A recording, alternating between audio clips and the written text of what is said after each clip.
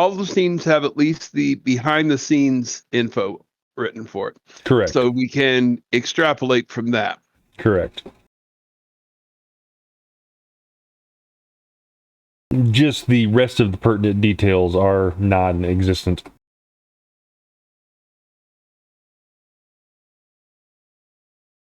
Yeah, there is.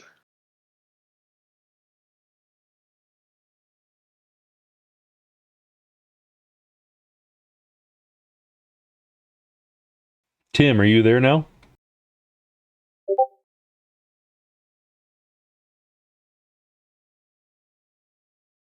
Tim?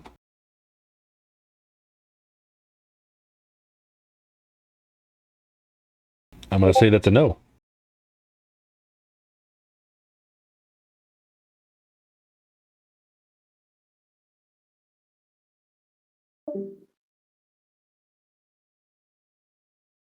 Oh, you know what? I wonder if he remembers that I have push to talk forced. I'm not using push to talk right now. Oh. Neither am I. Oh. Use scofflaws. I am using push to talk. Well, maybe I turned it off. Looks like I did turn it off. I actually remember that somebody was having problems and you turned it off and you probably forgot to turn it back on. Yeah, I did turn on voice activity. Okay. That's another interesting bit. They have the cast of shadows. They have the picking up the pieces. They don't have any of the legwork.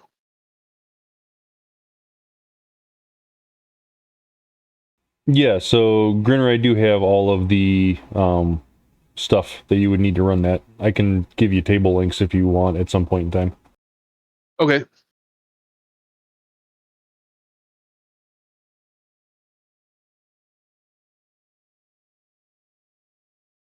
Yeah, DM me that stuff, or if you've got downloadable files, DM it to me and I'll put it up on my table. Either way works. I just looked through my 2013 files and they are pretty thin. Oh, hey, Tim says he's having major mic issues. He's not posting that in the GM chat. He must be posting that elsewhere. He is. He's put it on the stream channel. Oh, no, he's not. Where is he putting that? He DM'd me. Oh. It implies that he can hear us and he's working on it. Okay, well. Who else are we waiting for? We're waiting on one other person. Two other people.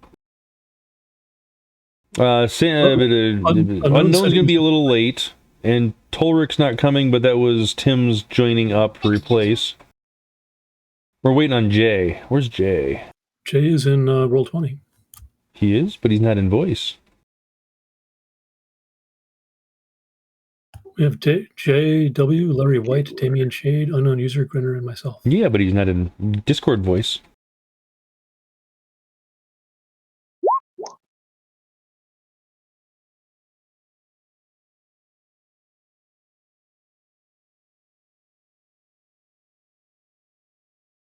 That's funny. I type something into Roll20 and I hear a little chirp from one of you guys' microphones picking it up. Somebody who's not using push to talk. A lot of you aren't, apparently. Nope, not using it at all. But I've got good noise cancellation on my mic. Add microphone discipline. No potato chips, no chewing gum. Exactly. Pizza? Popcorn? Well, I am munching on a Scotch? I am munching Scotch, yes. Beer, yes. I am munching on a Butterfinger, but apparently it's not picking up the chomp, chomp, chomp of crunching on that. That's a good thing, though. All right. Damn it, man! Stop moving your shit. We've lost Tim. He's probably trying to connect. He's trying. All right. Well.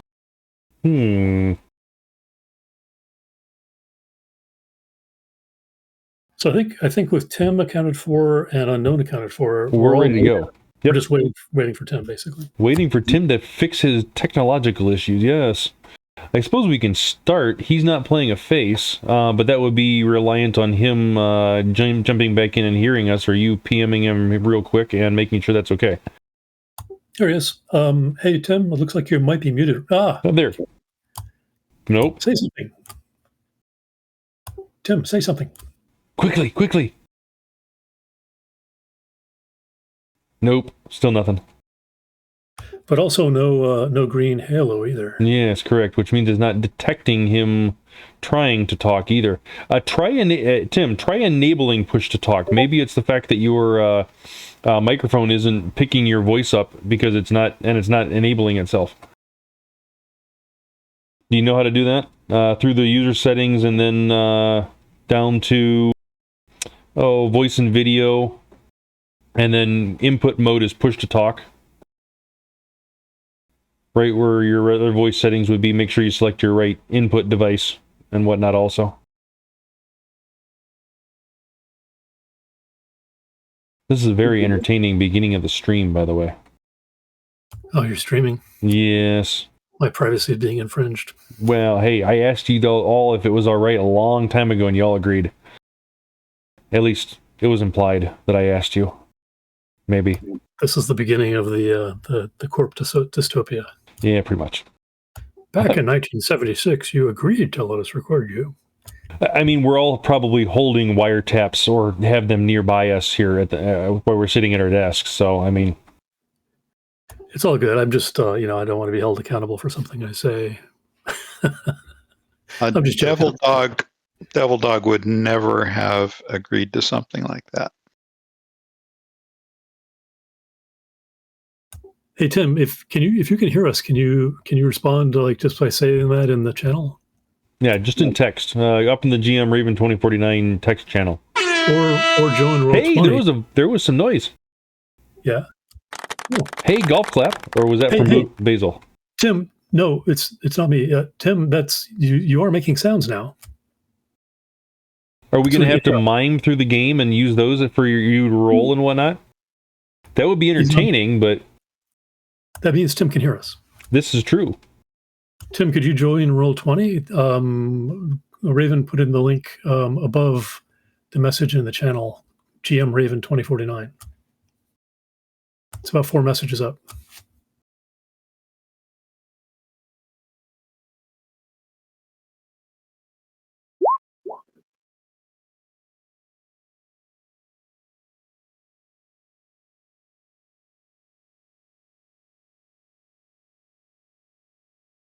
Technology problems.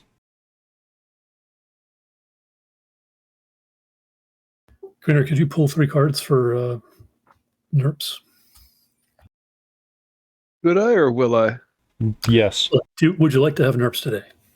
I would love to have NERPs today.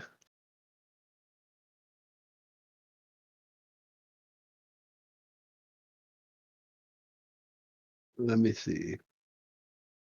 Nope, no aces this time. Oh, man. I've got them all. Sweet. All right. You've got all 3 aces? Tim, if you're here, you're not the face, so while you're tweaking with this and whatnot, we're going to start, if that's all right with you. Make a soundboard noise, if that's okay. And if you have any problems or whatnot, start talking to us in the text chat, and we can get you up to speed or try to help you as we're playing through. Splendid. Just remember to join the Roll20 table as soon as you possibly can, so you can see what's going on.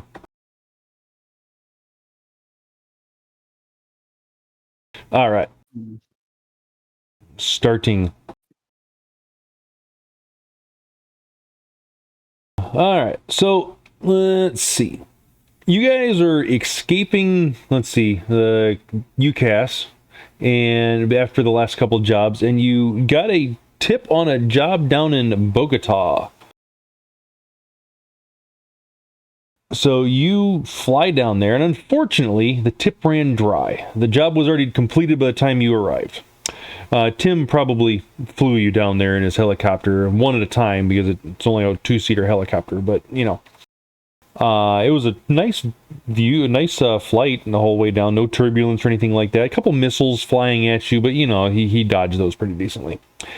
But when you get there, you get another call from somebody. Offering you a job to get you out of the country, in fact.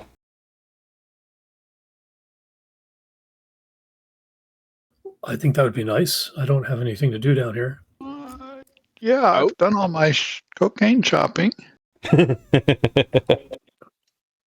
Viktor drives his truck up the river entrance to Bogota. Oh, so you drove here instead of flying? He took the river route to Bogota with his cannon. Ah, oh, actually, Tim's Northrop Wasp is only a one-seater, so everybody will be hanging onto the landing gear as he's flying you from UCAS to Bogota. Mm-hmm. It's only a few hours. Yeah. This is my comment was a reference to the fact that whoever wrote the Bogota section of the last time it was written about apparently did not understand that Bogota is landlocked and has no river through it. I remember. I think you remember you telling me that before, or somebody were telling me that before. All right, I've been to Bogota. It's in the mountains. Anyways, all right. You head for your meet with Mr. Johnson. He nods your way casually as he approaches you from across the street. There's a sound of screams, an engine roar, and a sight you may never forget. Your Johnson is hit by a speeding bus that doesn't even stop.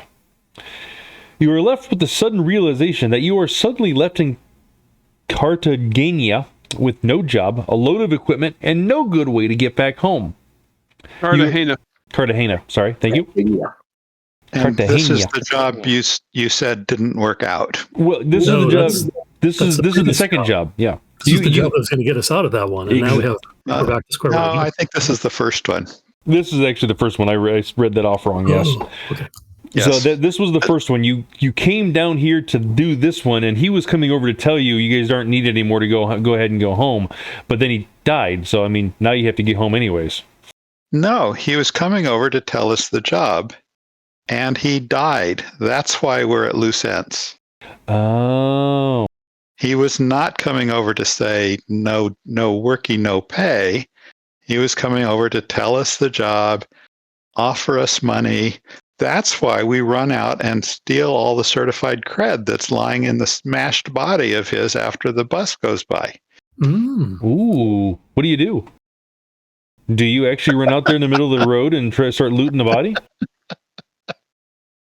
No, of course not. No, You're not the only one, because there's little kids that are going out there and pickpocketing him right now. Yes, I'm levitating it out of their hands. They're not very strong. All right. Let's see. You arrived for a meeting and ended up empty. Your promised big payday just evaporated. But you're not without resources. A good Shadowrunner is never out of work for long. You make a few calls and your fixer comes through for you. He set up a meet with a second fixer named Stormcrow. Now, if you can just keep him from smelling the desperation long enough to do the job and find a way back home. All right, so the Mr. Johnson is actually nice enough to meet with you at your hotel. So he is traveling to you and knocks on the door. We'll open it. Excellent. Oh, standing in front of you is a human. He is... Let me give you some... He's definitely Amazonian. He's living in Colombia. Let's see.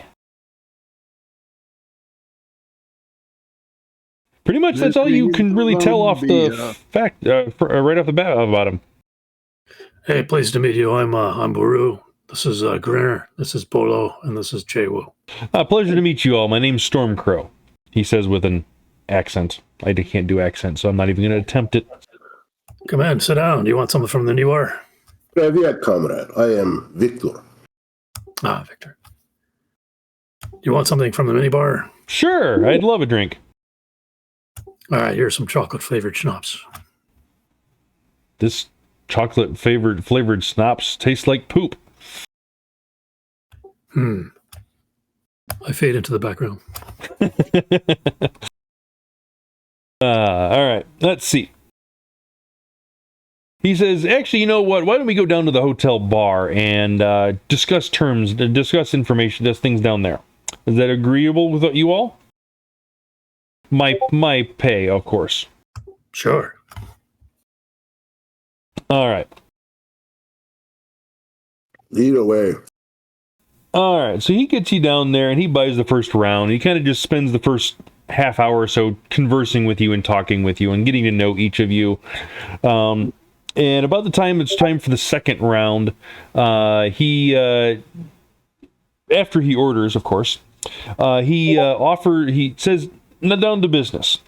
I need you to find evidence of human rights abuses by Az Technology or Aslan in Bogota. If you don't have any method of recording gear or anything along those lines, recording these instances or anything along those lines, I can provide gear for you.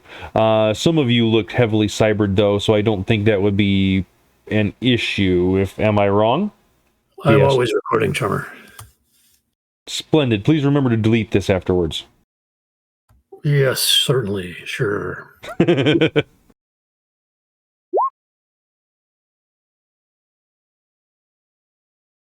Victor senses. All right, Victor senses. Victor is. Let's see. What'd you get? 3 successes. Nah. All right. Let's see. He is human. He is slightly low on essence, not too much. All right. The general state. He is concerned, but he's healthy. He is mundane.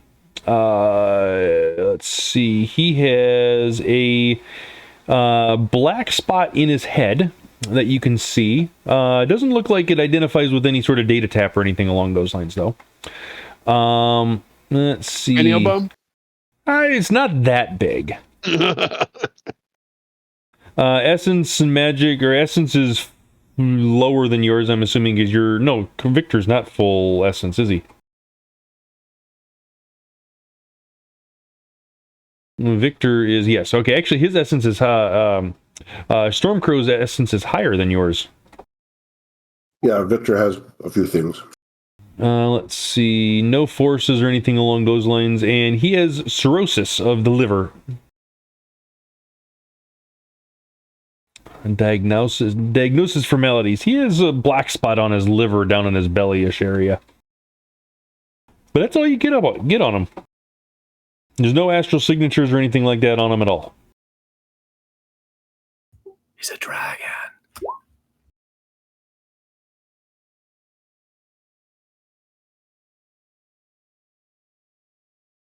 What was I looking for? That's what I was looking for. Yeah, I know. Let's see. He says, if you can do this, I can do 2 things for you. 1, I can pay you, obviously, but 2, I can offer a way for you to get out of town and back to the CAS, or the UCAS, depending on where you wish to go. Would you be interested?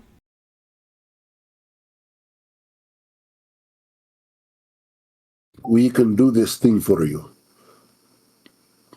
But our price is not low. Yeah, I think I agree with my colleague. What are you thinking the pay will be on this?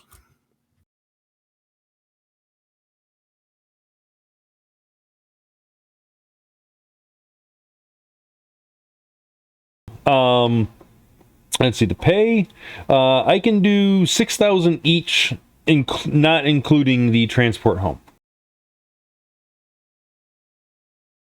It seems pretty nice. Is it possible that we could get? We're specialists, and the recording equipment is integral to us, so it won't be obvious to anybody. we're definitely capable of doing this, but it's just that we have so many different rides home and people waiting for us to come home, and I think that we should probably get 15% more.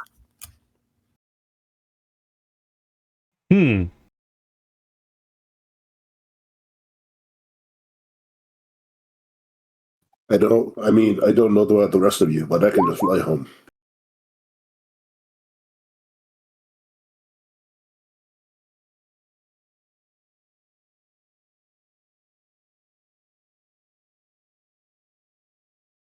Well, I am open to negotiations if that is where this is heading. I mean, the dangers of this area is definitely not minimal or not very low. Yeah, you got some crazy drivers down here. Well, Viktor assist. Want me to roll? Sure, if you want to. If you're going primary, hold off and let Viktor assist and whatever. Yeah, let me throw an assist here. Well, Grynner, you have to say something first, though. Or I should say Bast. Money is always good. But clearly the compensation has to be commensurate with our value.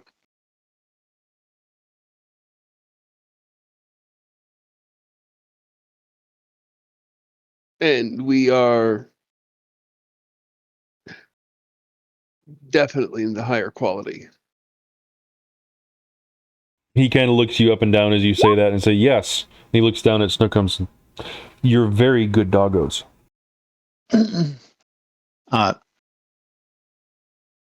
Bolo is assuming she's primary. Okay. Did Bolo say anything in the conversation? I can't remember. She said our pay has to be commensurate with our. Oh, that's right. That you did start that. Value. You did start that line of questioning. She is so good. Larry doesn't even have to try anything. But All right, go ahead and roll your dice then. I think we're to that point. Okay. It looks like you're getting possibly 10 assists, but not going to be happening. Can't take 10. I can only take 8. All right.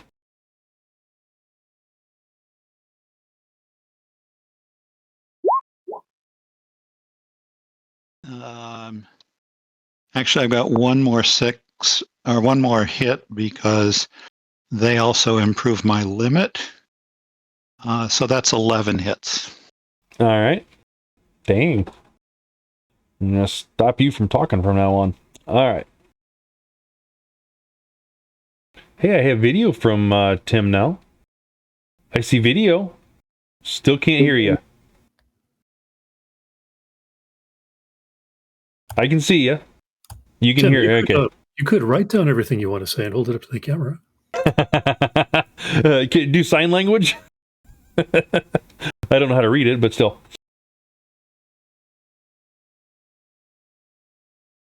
All right. Let's see. His dice pool is not nearly as impressive as yours, but we're going to try it anyways. He is actually desperate on this, so he is...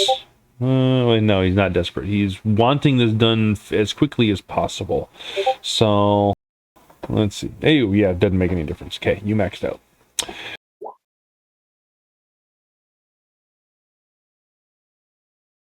Okay. All right, so that would give you an additional 5 hits, which would add another 2,500 to it, so 8,500. And you will also get a upfront bonus of 1,000 new yen for that. So towards that. So in effect, you'll be getting the 8,500, but you're getting 1,000 upfront, basically. Sorry, could you say it again? 8,500 total is what you're earning, but you're getting 1,000 of that upfront. Each, right? Yes.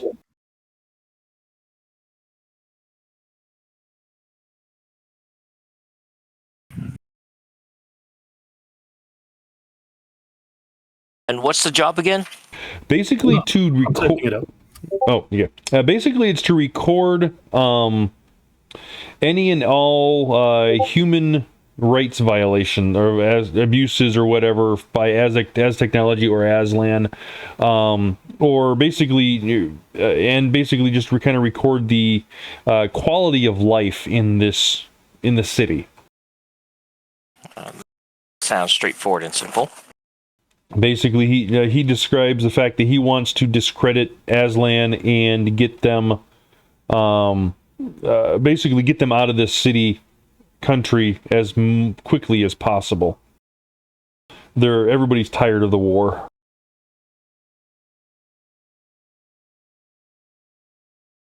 I think I know which war this is, but do you want to give that story to people? I honestly don't have any information on it. It's the Amazonia Aslan War, right? Yeah, I think so. But I honestly don't remember. Good enough. I don't have the war source book, and that's what it was telling me to read. So, on information on Bogota. All right, so record human rights violations and stuff. They don't want us to interfere, or if we see anything, like if some guy's like pointing a pistol at a mom and her kid, just kind of record it, not stop it or anything like that. Use your best judgment, but at the same time, don't get yourselves injured. I can't transport dead bodies. There's too many questions with them.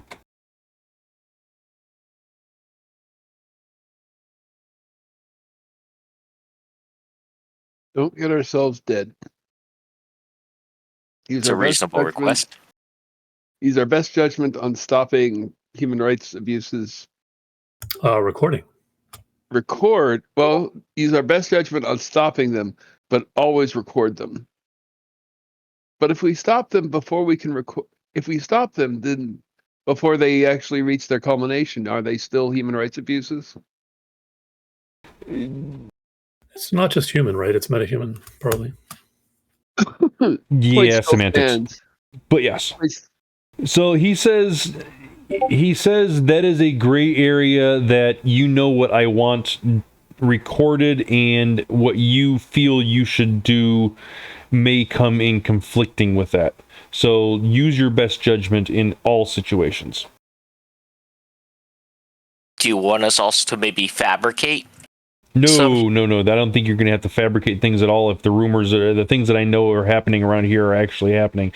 If you can get hard evidence on it and record it and make a big, I'm talking big things, not small things, big things. I don't think the public or the world at large will be able to believe Aslan's swings or on anything after they do their PR spinning. Kicking puppies bad, slaughtering a town good. Check. You know what I mean. Yes. Yeah, we don't want Snookums to die, so, So you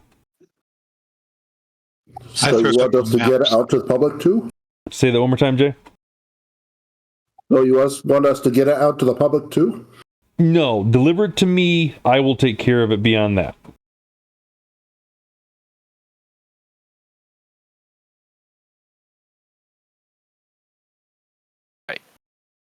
So record human rights violations, don't fabricate it, use our judgment if we feel like we need to interfere, so be it, but just also don't get ourselves killed. All Correct. Right.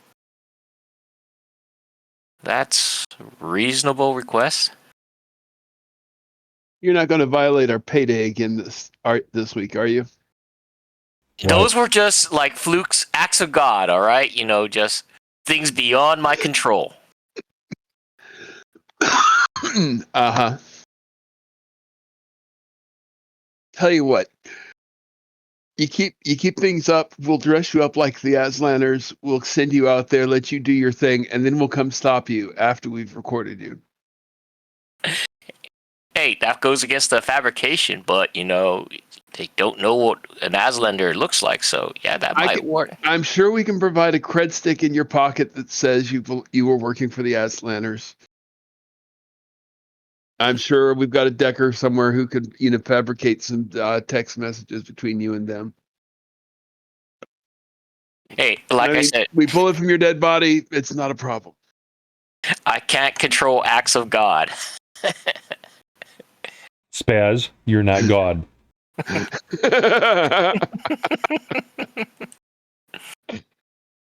I threw some maps into the Discord channel. Yes, I appreciate that. All right.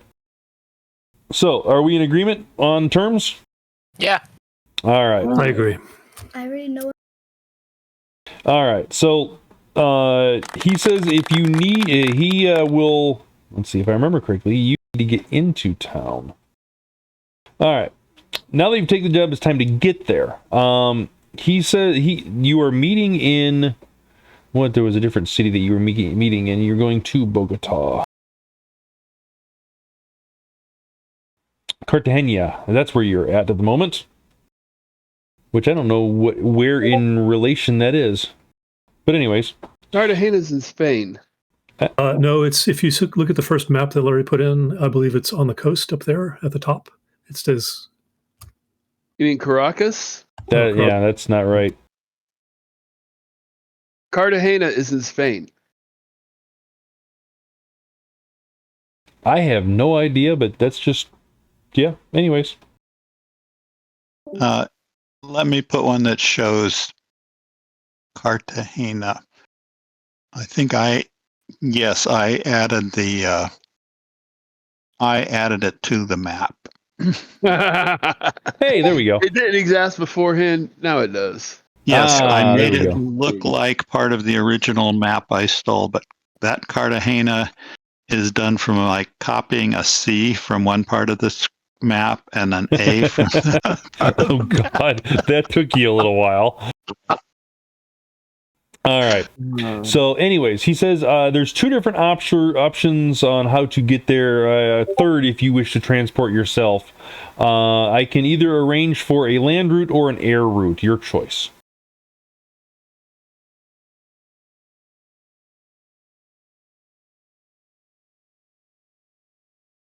How do we want to get in there? Well, So a land route would get us vehicles there? A land route would be you guys taking a smuggler's bus. Oh, I love smugglers' buses. And an Nothing air can route go would wrong. be you taking a smuggler's airplane. Would parachutes be provided? If necessary, they are in the aircraft, yes. Both smugglers I have used in the past. It is just, and they are well versed in the area. I just need to know which one you are taking.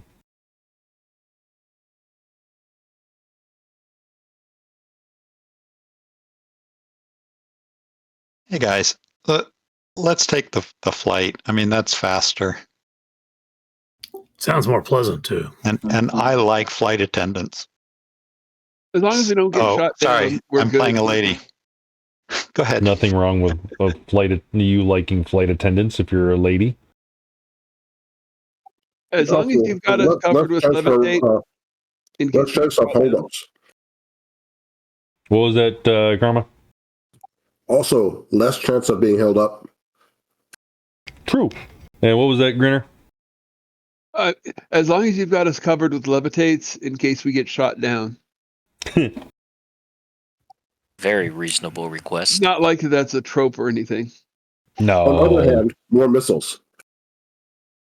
Oh yeah, you guys do have some missiles, don't you? I think we have 2. We do? Yes, you do. Yeah. From our last episode. Who's carrying those? I don't know, but it was just 2 of them passed out in the last couple missions, I think, if I remember correctly.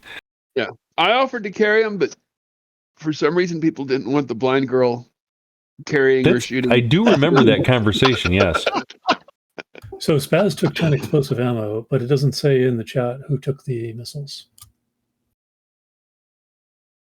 We just have them somewhere. Okay. Viktor just has a big bag full of guns. It's in somebody's smuggling compartment.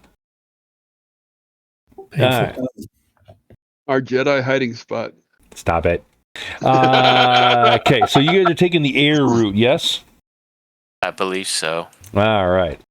So he tells you to meet so-and-so at the hangar just outside of town, and he will arrange transport shortly. And no, Tim, I still can't hear you. Nope, cannot hear you.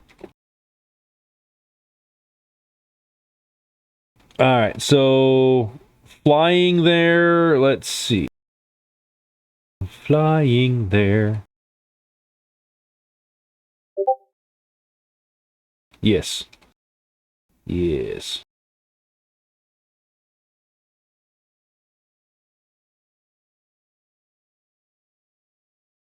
Yes. All right. Test. I mean, now. Hello? Yeah, Hey, we can we hear hear you. you. You're in now. Better. Yay, Tim. Coming in loud and clear. You must have rolled a critical failure on your technology skill. Or critical success, sorry, not critical failure. All right. I just got out my 36-inch pipe wrench and promised my laptop was about ready to press any key to continue. Bigger hammer theory works every time. Works every time, exactly. All right, do you want to work on getting into the Roll20 table now? Now that we can talk to you. One more time. Let's try it one more time. I usually try logging into Roll20 first.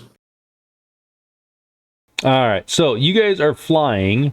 You are partaking on a Cessna C750. As you get there, the smuggler nods to you all and has you put your gear stowed safely in the back. Not in any smuggling compartment or anything along those lines, but just in the back and under some inside some other boxes and whatnot of other things he's bringing along. They look like cans of coffee. Whether they are coffee or not is another story. But you don't think a smuggler would be bringing real coffee this way. Must be Soy Cafe.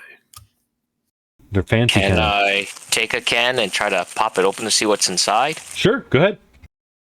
Right. He will smack your fingers away, unless you're palming it. Oh, he smacks my fingers away. He'll try, at least. It's K10. Let's see what my palming skill is. My palming skill... You know what? I'll give it a try. What's the worst that could happen? It could be K10. He could give you a flying lesson minus the parachute. Well, you're not in the air yet, unfortunately, but that is a good idea. 4 hits. You know what? Let's beef it up a little bit.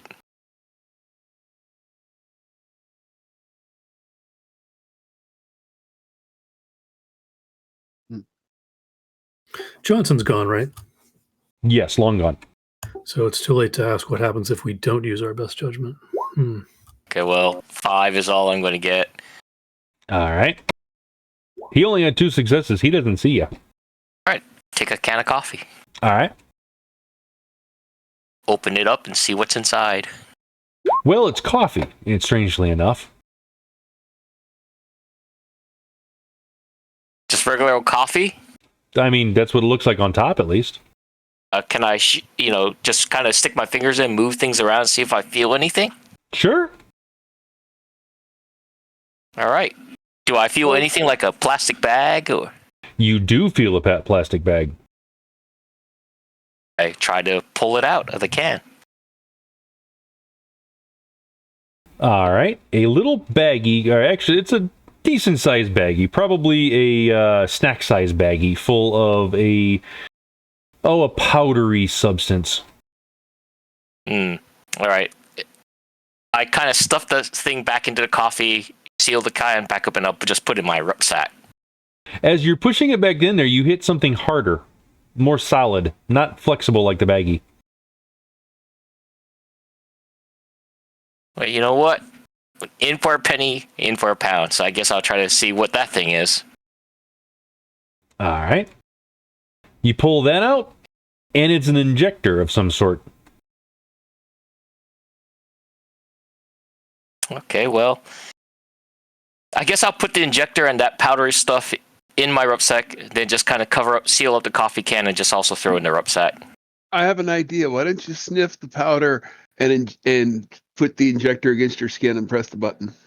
I'll do that later, but at least. Or inject the dog. Inject the dog. That'd be fun. No, we're not going to inject the dog. I will hurt you if you try to inject the dog. There will be.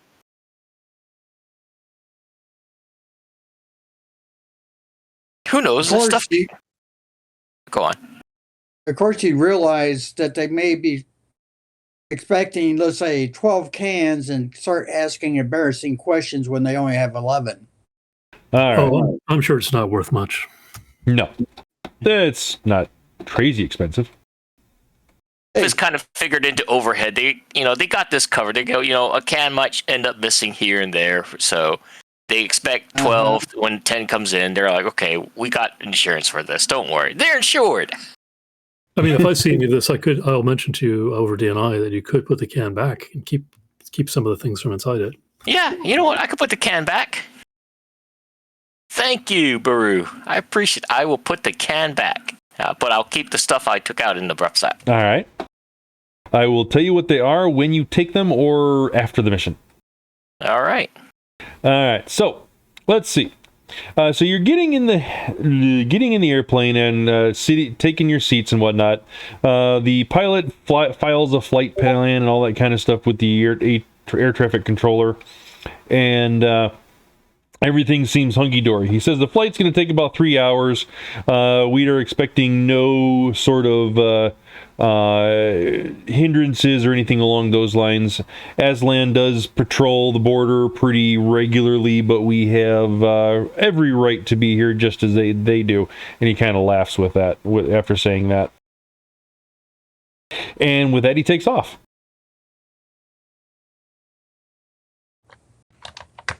About 45 minutes into the flight, he says, we are approaching the contested area, and we are expecting a contact with some Aslan fighters here in a little bit. They are on an intercept course, according to my radar. Be prepared for some turbulence. Make sure my seatbelt is nice and tight. He does make comment that if you decide to, there are parachutes to your left and to your right in the cabinets. Yes, I grab a parachute and buckle up. Yep. I'll do the same. Same here. Hey, Viktor relaxes and pops a brew. All right.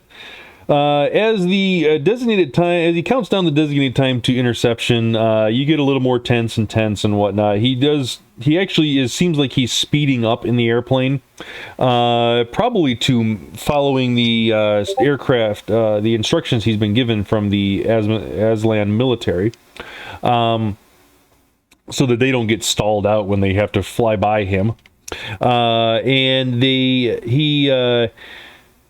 You can see the planes kind of pull up next to and start.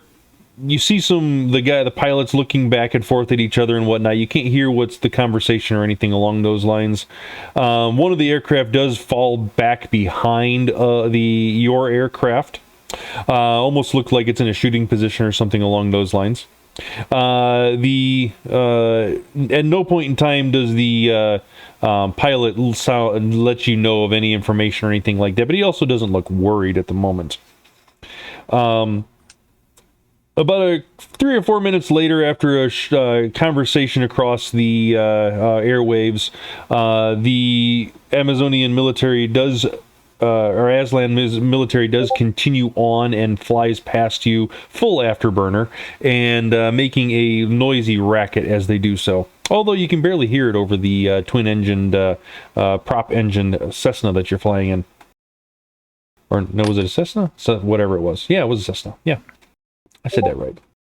And he finally addresses you and says, "No worries, guys. They just were checking all the boxes, and since we had a legit flight plan filed, they couldn't touch us. Thanks for being my scapegoats." Out of curiosity, how hard would it be for me to get a helicopter in here? In the aircraft, impossible. No, You can't stand up and just spin in circles. Getting one in is no problem. Landing one. Well, no, landing's no problem either. Just how fast do you want to hit the ground? And how many pieces? Exactly. So your helicopter only has one seat, by the way. It does state that in the character sheet that you have. Okay, how big is a freaking cargo smuggling compartment then? Not big enough for the aircraft. Or not big enough for your helicopter, definitely. I mean, the helicopter. Your helicopter... So, have you ever seen the movie, the series MASH? Yeah. Okay, basically it's one of the little Ospreys or whatever, the transports for the medical stuff. You got the bubble cockpit and the skeletonized tail boom. The bells. Yeah, the bells, yeah. The Northrop Wasp? Yeah. It's even smaller than that, actually. Oh, well, see, I was just using it as a guide, so. But yeah, it's tiny.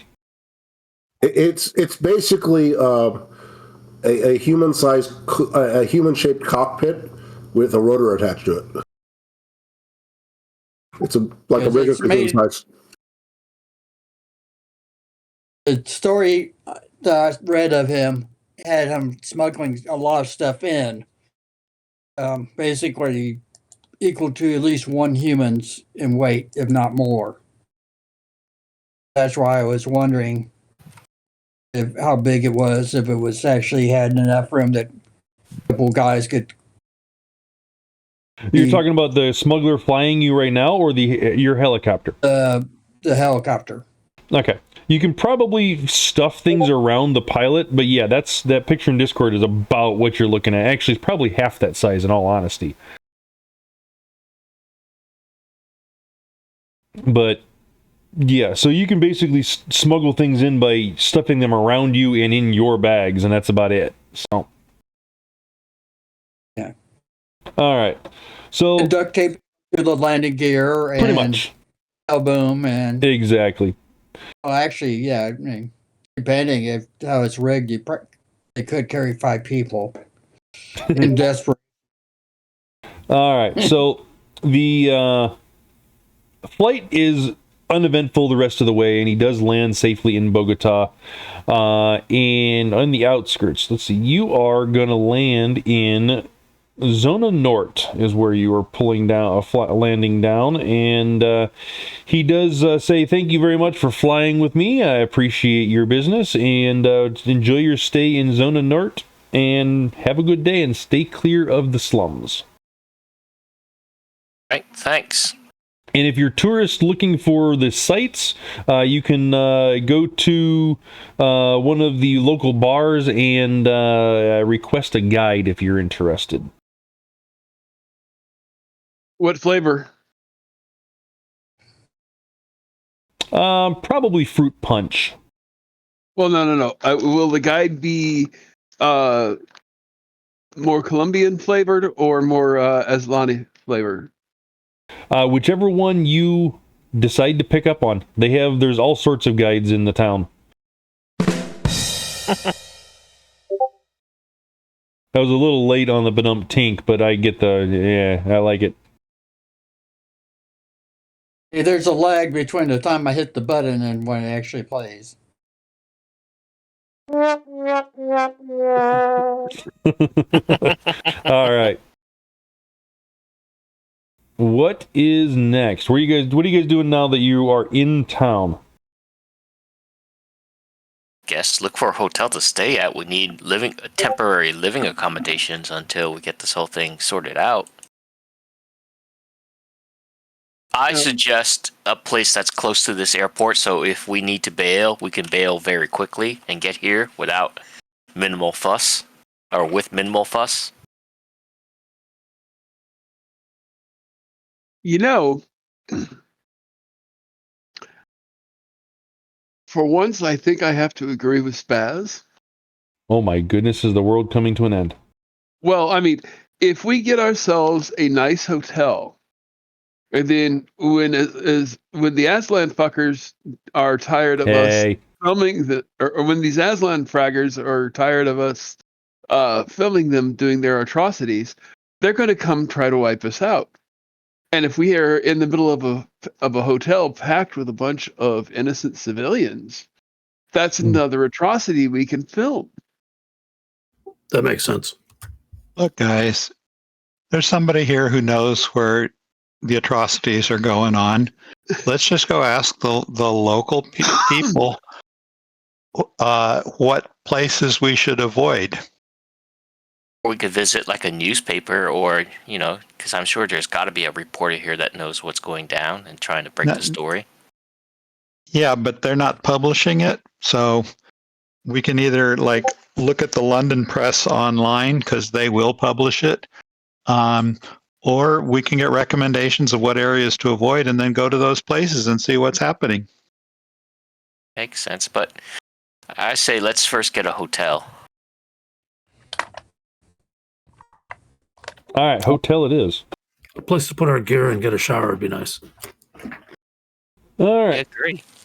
So, pulling up your comm links, noticing the abysmal signal here in town, you use what little information that you can pull up to find something that resembles a locations of interest map, and looks like the city is split into 4 different sections.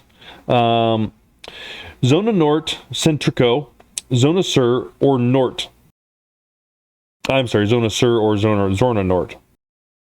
I already said that one. Nort, Centrico, Sur, and there's one other one. I can't remember what it is. I'm not listing here at the North, moment. south, east, I west. think it's center. C. Yeah, basically. Or is C, I think, isn't it in Spanish? Say that one more time, Tim. SUR, is Yes. C in Spanish, isn't it? I honestly don't know. I don't speak Spanish.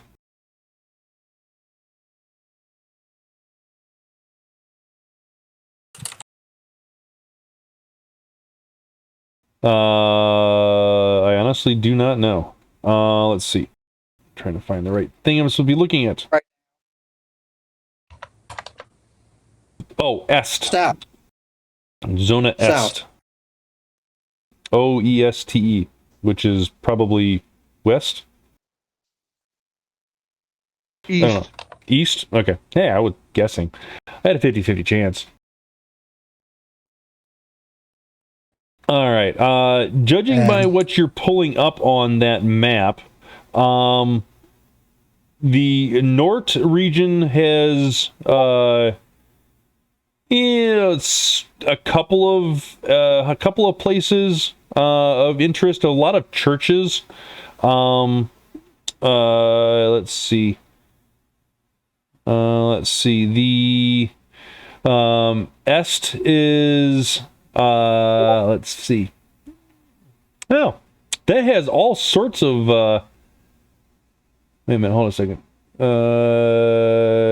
Yeah, that has all sorts of different places for hotels and whatnot listed. All of them have some sort of Aslan naming convention to them. Centrico, let's see, has multiple cathedrals and whatnot listed in there, and it has actually some good theaters and whatnot also listed there. As far as the hotel goes, is there one that caters to UCAS folks? Nothing specifically is jumping out at you, and the Sir, or however you pronounce it, I'm gonna call it Sir.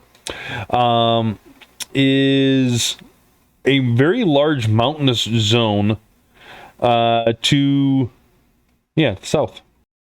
Doesn't have much of anything listed as far as attractions. You know, a place that has no attractions means that there's not a lot of people looking there, which does kind of mean that, you know, it sounds like a nice spot where people can do things or without, you know, a lot of eyes. Out of all of them, OESTE, I can't remember how to pronounce that one, is the nicest and is the nicest sounding area for a high-end hotel. There's multiple listings there. Centrico has some also, but not nearly as many. Why don't we just look for one that's town. Tourists, that caters to tourists? Oh, all of them will cater to tourists. Mm. At least the higher end ones will. Tim, you were saying something, sorry. I was thinking Centrico, so it's center of town, equal distance everywhere. And a lot of cases, depending what we're doing, distance helps us because it makes it a little easier for us to get lost, you know, that turn the corner, duck into the shop, and let the whoever's following us keep on going. Gotcha. That is a valid point.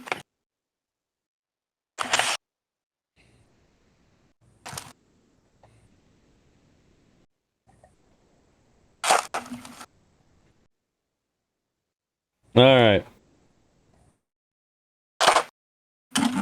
So are we tourists? What are you going to be? Are you going to be tourists? Or are you going to be something else? Or do you want to be? Where would you want to stay? Well, trouble is having tourists carrying all sorts of firearms may get the civilians a wrong image. Well, And you know, we can argue, hey, look, we heard this place has a rough, you know, is kind of rough on tourists. That's why we armed, you know. Surely they can't fault us for wanting protection. Hey, this is a jungly place, right? Why don't we say we're hunters? Hunter tourists. Yeah, that works. After the most dangerous game does anyone have known like to a man. bolt action rifle? You can hunt with ARs. Yeah. You're all hunting. I used to, but You're all hunting the most dangerous game known to man. Man itself. I mean, if you're talking real life, I have like a ton of them, but not in the game. All I have is an Ensfield AS7 shotgun or assault shotgun and monofilament whip and an FNH AR. So I think we could hunt with these.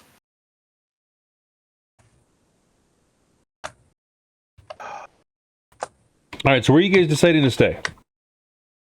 What zone do you want to go to? Is there anything like do we have a reference to a tourist book that tells us about the different districts, like which ones are safer than others?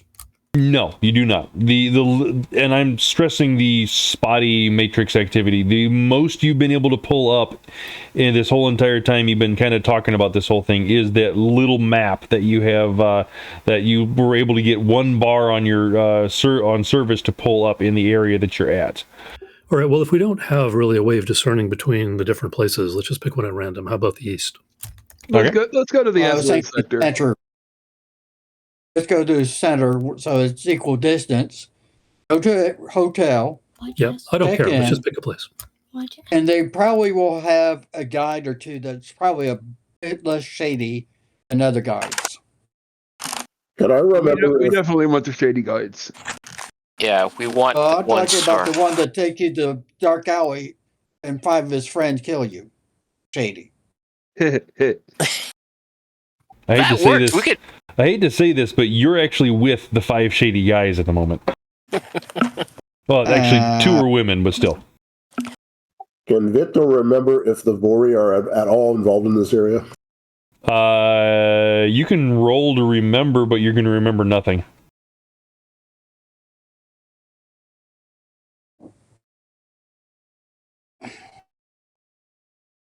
No, you don't remember anything.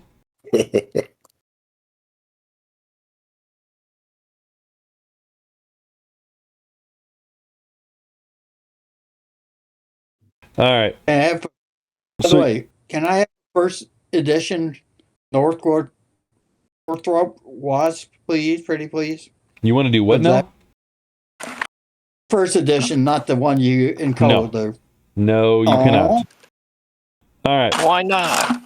Interestingly, the 5th edition version of the Wasp in the German book still looks like that. Unfortunately, that's verboten missions. Okay, so if you guys are going to go to Centrico, you have to either hoof it or you have to hitchhike, since you don't have any vehicles, since you flew here. Which do you want to do? These or taxis? No, hitchhike, same situation, I guess. No. I was thinking, let's see if we can't get a jitney or a taxi or something. You can get a taxi. Yeah. All right, so you hail down a taxi, tell you to take you to Centrico. A couple of people have kind of... no, I'm sorry, I'm thinking of the wrong spot. They all say agree, and they give you the rates, and you agree to that, and you jump in the car, and they load up all your gear and whatnot, and about 15 minutes later, you're driving down through the streets of Bogota. The roads are unpaved in the section you're driving through. You're driving through Nort at the moment. It is very heavily damaged in the buildings you're looking at. The roads are pockmarked with explosions, or craters where explosions happened. There is visible bullet holes along the houses and whatnot that you are passing, the buildings that you're passing. People are openly carrying assault rifles, just strapped on their shoulder, at ease type situation. I'm gonna say at the ready, but that's not what I'm talking about. Even kids are walking around with some like old AK-97s or something along those lines. Viktor feels very comfortable here. It is not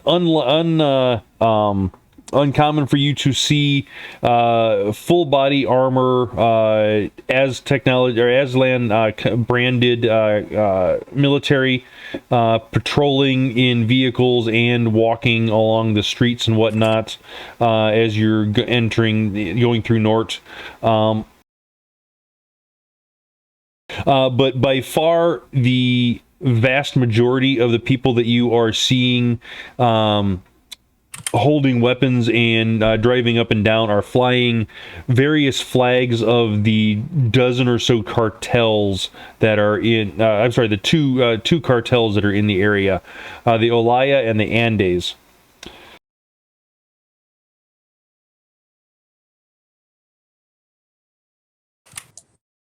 Hey, Buru's ruling gangs. The gist that you know is that they are both drug gangs. They are both in competition for this particular area of town. They are in all sorts of different... let's see, 4 successes? Oh, 3 successes on gangs. And 4 syndicates. Okay. They're into all sorts of drugs. Coke, Nova, Coke, Bliss, all that kind of stuff. Nothing kind of escaped them. In fact, the last thing you heard, they're moving more into awakened drugs, in all honesty. They've found a special market for those in Aslan specifically, which could be why the guards or the Aslan military is walking around this area, protecting part of their interests, potentially. You do see a lot of churches and whatnot as you're driving through. The Catholic Church has a huge presence here. There are many schools that are in session or look like they are being occupied as you're driving through. And the only time you're actually getting any wireless service is as you're passing by the schools themselves here in this sort of portion of the town. All the other wireless is either non-existent or is encrypted, protected, that kind of sort of thing. Out of curiosity, are any of the church systems shot up or otherwise had issues? The what? Churches, the cathedrals, chapels. Oh, I'm sorry, I misheard your word. The churches do not seem to have escaped unscathed from everything. There are some burned out ones as well, as you see in the area, but they are the ones that seem to be more readily repaired. Same with the schools.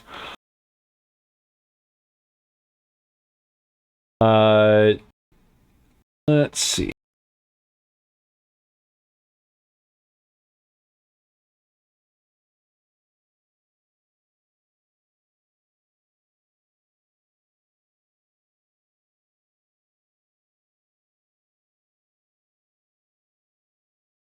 As you're driving through, Stormcrow sends you a quick message identifying some symbols and whatnot that you have that are around town for safe zones or whatnot for rebels and other people in the area.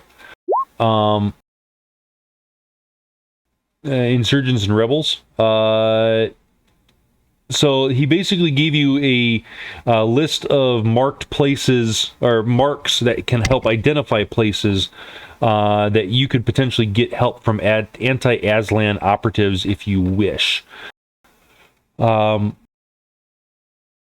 You've seen maybe one or two of those symbols as you're driving through Zona Nort, and they are mainly on the churches, surprisingly.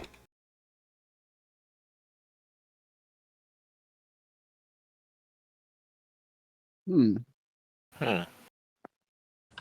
maybe we should stop in one of these churches and ask some questions. Yeah, surely the priests might know. Well, we may want to wait until we got. Oh, sorry. This one's. That would drop off our gear, especially since we're Centro. This particular symbol is on what looks like a medical clinic. It does is flying a flag for of the church, though. I mean, doctors would definitely know where the bodies are being hidden. It's just so unclear. Are we looking for evidence of death or just racist practices? Human rights violations. Blanket statement.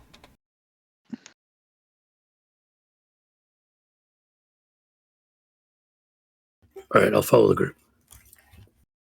All right, moving through Nort into Centrico, unless there's something you want to do before then. No, let's get set up. All right, moving into Centrico, let's see. It still shows, as you're driving through, it's showing a lot of damage from Aslan airstrikes and whatnot. Larger buildings are completely destroyed. There's a lot of structural damage to the Capitol building as well as the Palace of Justice and a few other places around the area. In fact, most other places around the area have some sort of damage to a point. However, the Catholic Church presence has exponentially grown in Centrico, and you see more and more and more buildings related to the church or flying the flags or having the cross over top of their doors and whatnot, indicating that they are part of the church and potentially therefore protected by it. There are people in front of the churches. Looks like there's always some sort of a gathering place for wounded or passing out food or something along those lines. Continuing to drive through, This is one of the. As soon as you crossed into Centrico, you get you get a message on your comlinks. Yes, your cyber eyes do have recording capabilities. As long as something has image link, you have recording capabilities. Yeah. Okay. As soon as you cross over the border, you get a message on your comlinks saying, "Welcome to Zona Centrico. Horizon welcomes you here. Please join our Horizon P2.0 network and get full access to the Matrix."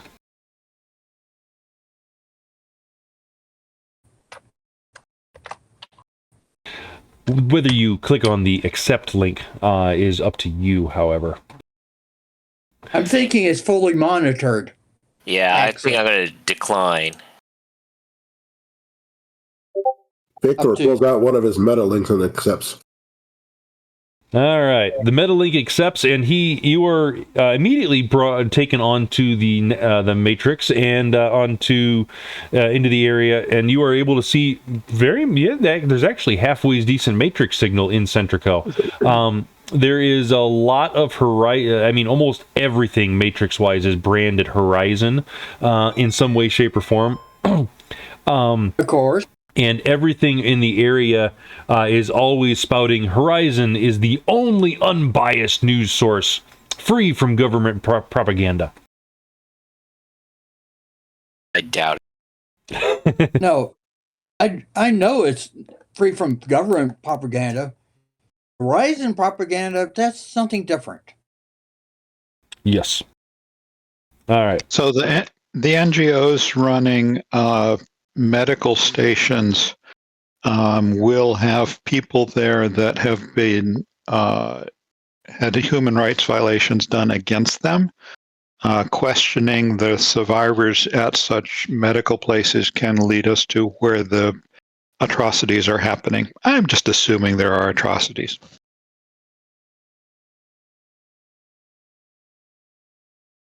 This type of thing is whether or not it's one corpse, megacorp atrocity is another one's just everyday business, doing justice, etc., etc. We should stay in port area. They will know better. Port area. The airport area? The poor. Oh, poor area. Yeah, that's a good idea. But also, we could go to the Doctors Without Borders that's mentioned. They would be aware of places where there are humanitarian violations. Yeah. However, got to remember they're probably worried that if one of us may be Aztec, or all of us may be Aztec, and eliminate witnesses. So we have to be careful, but good thing we have a face, correct? I think we have a face, right? Bolo is a face. Yes, you do. Yay! All right. So after another 15-20 minute drive from the border of Centrico into town, you do come across a rather nice looking hotel in the center of town, advertising what is the right term? Gringos? no, I'm kidding. Gringo is meant not central, not all of South America. No, I know. I was making a joke. It fell flat on my face. I'm sorry. It's advertising all foreigners and tourists welcome.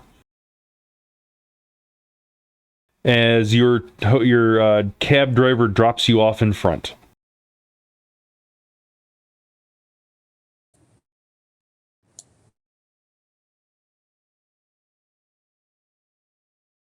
What do you do? Go inside for a hotel room? Yeah, I guess so. You sure we want to stay at someplace this clean? It's very clean. It's very posh. Why would we not want to stay at a place that's clean? Well, Hey guys, They'll check our luggage a little bit. They'll keep a closer eye on our luggage, and we're less likely to attract the wrong kinds of attention. All right, yeah, I don't mind them looking to make sure that our luggage is safe, and that's fine with me. I mean, What if we want to attract wrong kind of attention? There's whatever. times to attract the wrong type of attention and times where you don't want to. Yeah, You don't want to start are off- we- I can't believe we're still looking for a hotel. Just grab a hotel, somebody. Let's grab this one. All right. So you go in, you check. You're less likely to wake up with moving freckles, aka big bed bugs, lice. All right, so you go inside, you request a room for for 2 nights, just to cover your bases for the moment, and they say they lead you to a couple of different rooms. They do say that they have discreet services available as well, from cleanings to transport to other services with a wink wink if you want them. I like the discreet part. They also recommend all people of your nationalities to stay in designated tourist zones for your own safety and that of their people as well. If you need a tour guide, they are happy to give you recommendations of Horizon and the church's recommendations. What about a tour guide that has no scruples and has the morals of, say, like a pickpocket robbing from their blind mother? Can you provide? I cannot recommend anybody like that. You would probably end up in the bad side of town with your liver cut out and dying on the street of some sort. I wouldn't recommend that to you, miss. But what if we insist? Surely you might know where such a tour guide might be. I'm face palming, shaking my head. By the way, Spazz, are the pedestrians here also carrying assault rifles? They actually don't bat an eye at that. Spazz, Okay. we can find that. So it's still the same as before. Correct. Okay. Yeah, no. Spazz, the tour guide you're looking for, we can find that person ourselves. The carrying automatic weaponry or anything along those lines is not.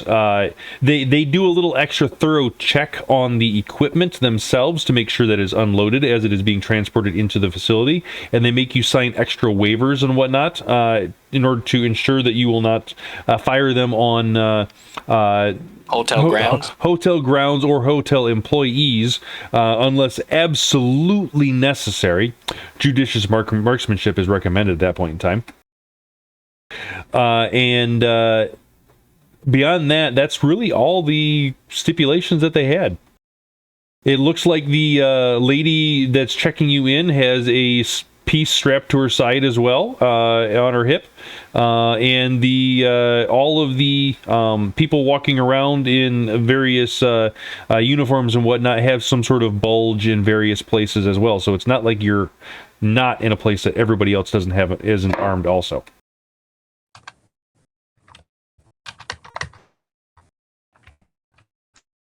Is everything here as technology branded? No, this is all Horizon branded, actually. Okay, and what about the metatypes here? Is that we have a good range, a bunch of different kinds of metatypes? Yes. Is there obviously other tourists? Oh, yes.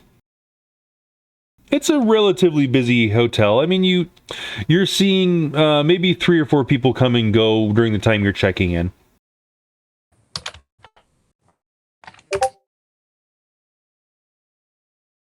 Hey guys, I feel really useless. I want to go volunteer at Doctors Without Border, Médecins Sans Frontières. While you figure out who and where we're going to go and check in. Oh, you can check my toothbrush into the room, and I'll have this comm on Horizon P20. If you want to call me, and I pull out the one of those 100 new yen comms that you guys have too. Only mine's different. It's not 100 new yen. No, it is. It's just not the MetaLink. It's the other. It's one of the other 2 or 3 that is also 100 new yen. Yeah, I'll go with you. I'll go with you. Why does this say MetaLink? because it links him to his mana, of course. What sort of manufacturing quality do you expect of 100 million comlink? Did you say yours says Mata Link? Matcha. Matcha. It's an off-brand. I mean, as long as it can make a call and receive a call, I think we should be okay. I'll make a test call to his Mata link and make sure it can receive a call from me. Strangely enough, it does ring in and he answers it perfectly fine, but your voice has been changed from a female voice to a burly male's voice. Works as long as I can call. That's all that matters. Hey, there's a Venn diagram on the table. I also give you guys the com code for my survival knife. I forgot that thing has a comm link in it. Oh God! All right, so but it's got no video. So as you guys are getting checked in and whatnot, Bolo asked something about Doctors Without Borders. Is that correct? Yes. Okay.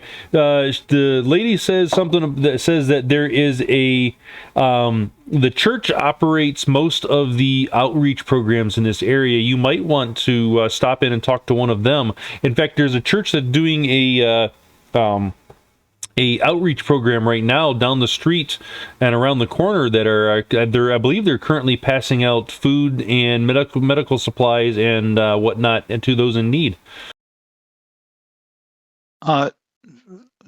Thank you so very much for that information. I'll go tell the team that the Catholic terrorists are passing out information down the street, and I'm not going to get anywhere close to them. Well, that would be the best place to go see the reactionary Aslan forces strike, don't you think? I'm just not going to get close. I mean, well, we can be within a block. You remember the Crusades? I don't think we're Do that it in old. the name of God as you strike down innocent people. We need to get close enough that we can have a clear line of sight and record everything that happens. It appears to you that Bolo's a little rabid on this? Bolo shouldn't have accepted the job then. To have the face go up with me if we want to get into the information that's underground. I will start go somewhere other than the hotel. Don't worry, Bolo. I'll keep you safe. We'll go take a look and film anything that happens, and I will protect you. Okay, good. Your favorite? I will be laughing and eat. I'll be laughing and chewing my popcorn. You have a favored specific target outspoken Dockwagon crew members. On Bolo. That's hilarious. No, you remember what favored means? Well, yeah, did you like them? I like them, and so they get a bonus on social roles. Right.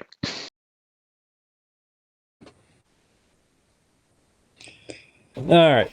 I was just figuring you were trying to roleplay into the fact that the church was being a Dockwagon employee, effectively, or trying to take their place. Anyways, okay. So what do you guys want to do? Where do you want to go to start videotaping atrocities? I say where the food's being passed out. Well, let's go. Hey, police stations. That's another. Police stations are also a good place. Police stations are where you go to commit atrocities. We're looking for Aslan atrocities. I'm sure an Aslan police station is going to have them. Have Bolo and Buru gotten to Doctors Without Borders yet? Sure. Let's ask them where we might find evidence of atrocious misbehavior. They were guided to the church. You were mentioned that was a outreach program in the area. There is Doctors Without Borders still here though, so they do motion you to a clinic downtown for that. Bolo, you want to go there? Sure. you guys remember that scream sheet about Bolo that I put into Nope. Discord Nope. last night? Nope. Okay. It says that practitioners of her tradition have been violently attacked in Jamaica, where growing Catholic influence has sparked behavior reminiscent of the Crusades. Ah. So the Catholic Church is lumping Bolo's tradition alongside traditions that have zombies and possession and human sacrifice. So she feels like the Catholic Church is causing death of people of her tradition. So anyway, that's something I posted last night to the text channel. If Lady Gotcha. needs shield, About Viktor can Bolo. be shield. People, if I may make a suggestion, we got 6 people total. So why don't we do 3 and 3? 3 to the church, 3 to Doctors Without Borders. That way we have a half decent amount of firepower in each place if something goes sideways. No, in this group, it's only one die roll away. Depends on which group Spazz goes with. Exactly. I can't control acts of God, all right? The dice gods, hey, depending on how the dice gods feel, things might just go. Again, Okay, Spazz is Spazz. not God. Spazz, you Hey, go who is- check out the who's Spazz? check out Always- the Catholics. Everybody else will go to Doctors Without Borders. All right. You know what? If that's how you want, we'll do it that way. I'll just go follow my original idea. I'll go see to an Aslan police station and see what happens. All right. Bolo straps her holdout pistol on the outside of her clothing for going for a walk. All right. So Bolo and Buru are going to the Doctors Without Borders, correct? Well, we've been there. We're going to the clinic that they pointed out. Okay. Yeah. People, I do have a Ingram submachine gun if someone needs it. If you only have a holdout pistol, you want my Smart Gun X. All right. So as you guys are going to let's see, the ones you're going to the clinic, who's going to the clinic? I know Basil and Bolo are going there. Who else? Bast and Snookums will go with them. Okay. Let's call it those 3. All right. So as you're walking up on this facility, it's obviously a clinic from the outside, but again, make me a perception test real quick, 3 of you, please. Smell or sight? Sight. You're all pissing me off with these circles.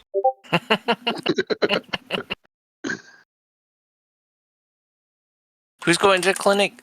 Buru, Bast, and Bolo? Yeah. All right.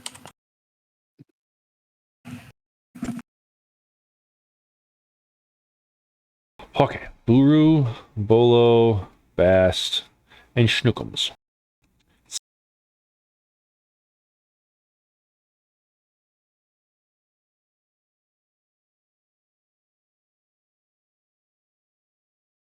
There we go.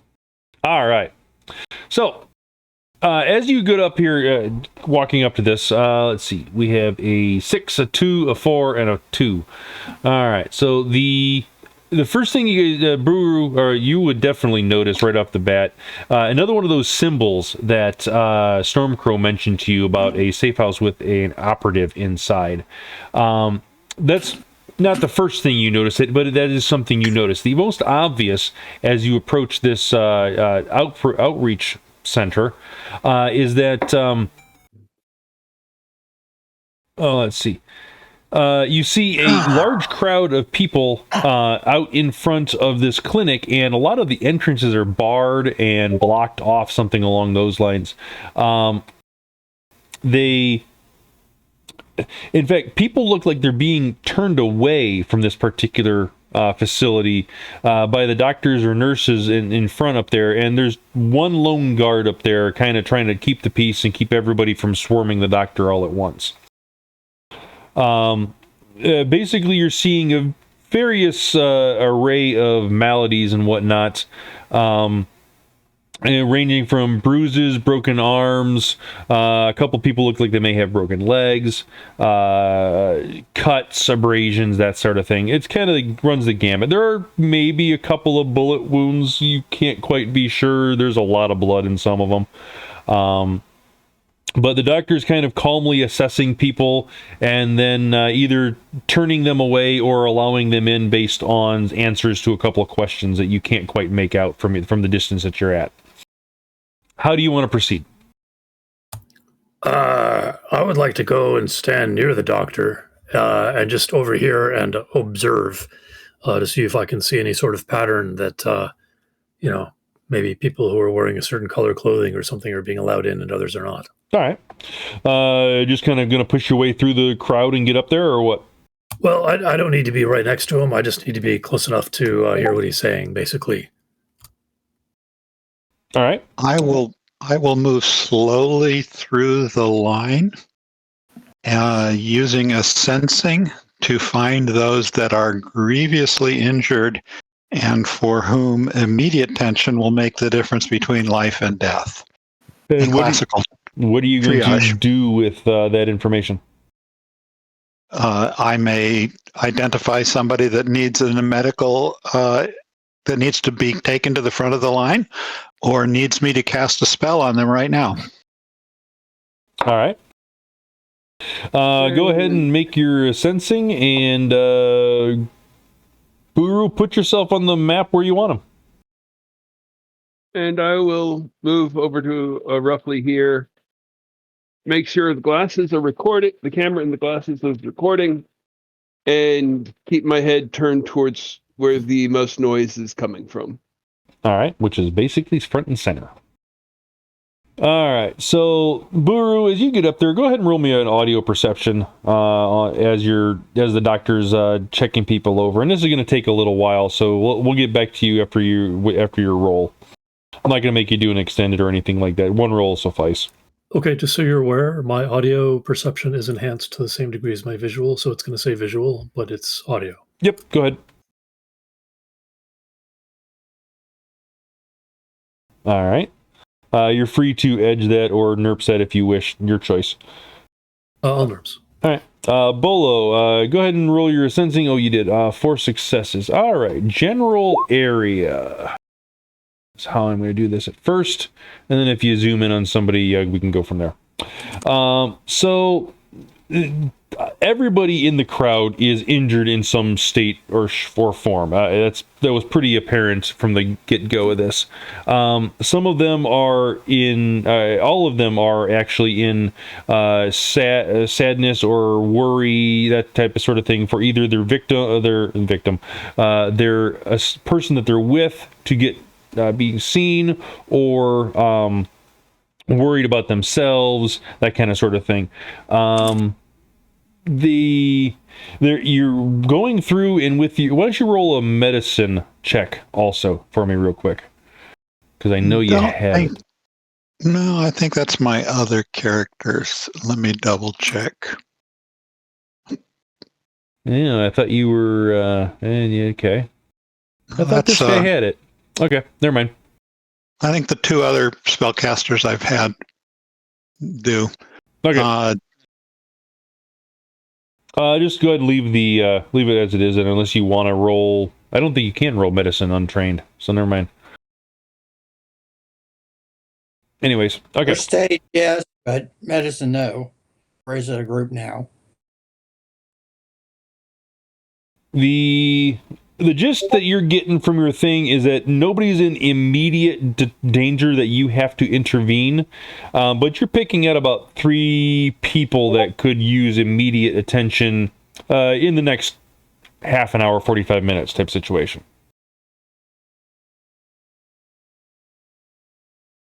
And I'll flag those. Let's see, this guy right here, I'll put a little red dot on them. This guy right here. And how about this guy right here? So once I've identified that, I will walk through the line, chatting up everybody a little bit. And those that need less than 3 boxes of healing, I will subtly do a heal spell on them and allow them to get out of line. Is Bast recording all this going on? Well, since I can't specifically see what the individuals are doing, sure. Okay. I'm recording the whole scene. I'm expecting something to happen. I'm expecting violence to erupt at some point in time, and I'm just here to record it when it does. So, Bolo, basically everybody in this crowd needs at least 3, if not more, heal boxes. So if you want to make that many spell casting checks, go for it. Hopefully you don't kill yourself. Or you can give me a little more specific narrowing down of what you want to do. All I'm trying to do is reduce the workload on the clinic facility by taking those that basically need a Band-Aid out of line. And what I found is nobody that just needs a Band-Aid is here. Correct. Right. Okay. So I'm not able to save them much by sending a few people away with 3 boxes of healing. Correct. I'll simply go bypass the line and go in front and offer to help. All right. Buru, you're during this time of him doing his assensing and navigating through and identifying people and talking to people and whatnot, you're basically discerning that if the people can pay, they're allowed in. If they can't pay, they're turned away. That's basically the gist of it. And payment can be in multiple different forms of things. You don't see things changing hands at the moment, but based on various negotiations that are going on between the doctor and the patient, you get the gist that things are going to change hands eventually. All right. Well, I'll just commit that to recording as always, and I'll DNI the other 2 and say, hey, the only pattern I'm finding here is credit worthiness. Essentially, people who can afford to pay for the service are getting it. People who can't don't. I can't really tell who's wounded seriously and who's not, but I'm not really seeing anything grossly humanitarian against anti-humanitarian. This is Doctors Without Borders, yes? No, this is not. This is just a clinic. Oh, regular clinic. Okay, never mind. This is a clinic that has a insurgency symbol on top of it, or in a discrete location that you guys identified, or Buru identified, I should say. Yeah, and that means that there's an agent of the insurgency inside. It's a safe house, right? Or it's related to the insurgency in some way, shape, or form, yes. Okay. You can get in contact. And it's making a profit off the wounded people. We don't know whether it's a big profit or little. Yeah, I mean, just now it seemed like they were talking about 2 cows and a lamb, but I mean, I don't know what that's worth. The negotiations range from large multi-$100 or multi-hundred yen things to pots and pans type situation. It's if somebody can afford to pay something, maybe not just anything, but a decent value based on the amount of triage that they need, they are allowed in. Let me this, Batman. Can I use Sprawl Life or something? I don't have medicine or first aid. Can I try to determine that somebody is really in a bad way and they're rejected? You're seeing that regularly. I mean, people who are that have obvious broken arms or broken legs, or multiple bruises, contusions, people being brought up on stretchers type situation. They are being turned away. Yes. Yeah, this is a straight up commercial enterprise here. This is not a philanthropic endeavor. But I don't think that's anti-humanitarian. Bolo, as you are watching all this, one of your red dots gets up to the front of the line, and he's turned away.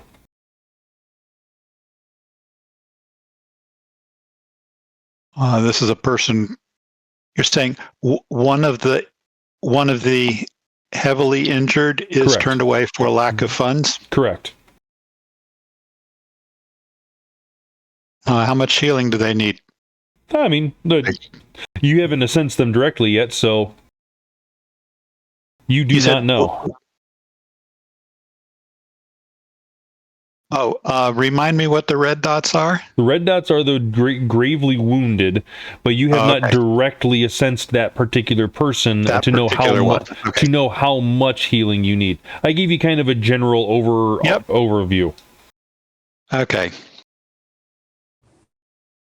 Since we're in a war zone, 6 healing and then going home would be amazing for them. Does anybody in our little group here want to do first aid? Or it probably looks like they've been wounded for more than an hour. Oh, absolutely. They've probably been standing out here for more than an hour. Okay.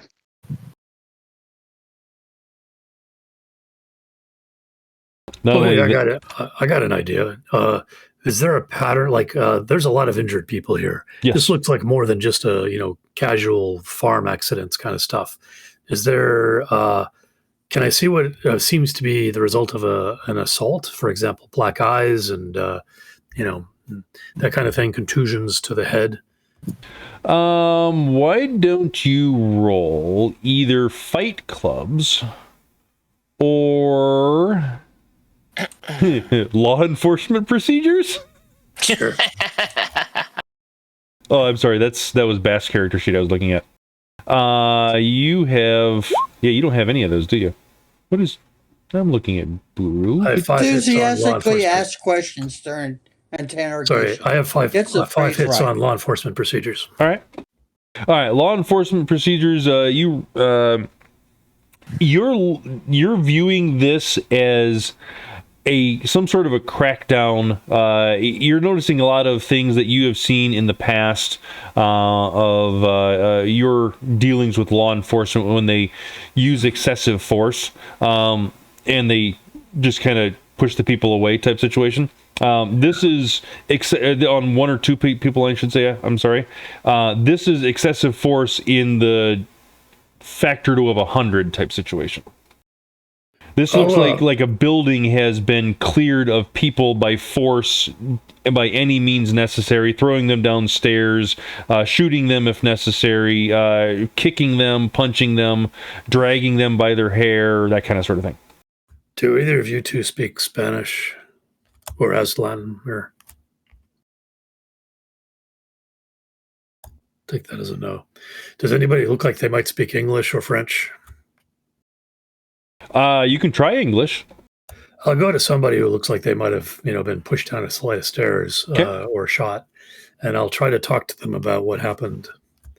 I'll try English and French. All right. You get a response from English. Oh, cool. Whee! So, hombre, what happened to you, chummer? There was a raid at our building, and we are all trying to get medical services.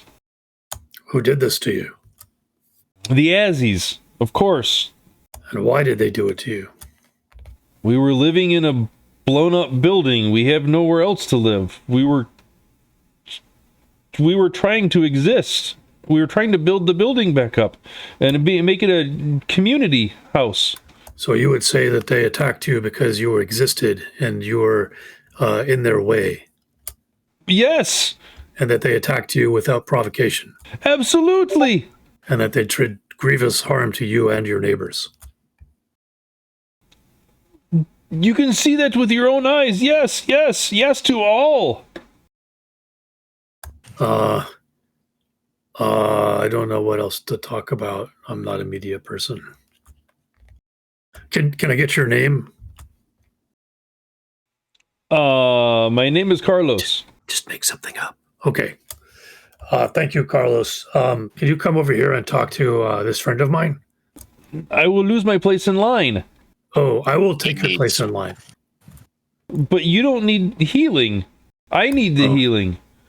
Hey, Bast, can you come over here? And if you'd like to, Bolo, you can come over here too. This guy here, or woman here, seems to be a good spokesman in English for what's going on here. Okay. You're talking to this guy right here. He kind of moves off to the side, so... Well, I take it back. Yeah. As we come over,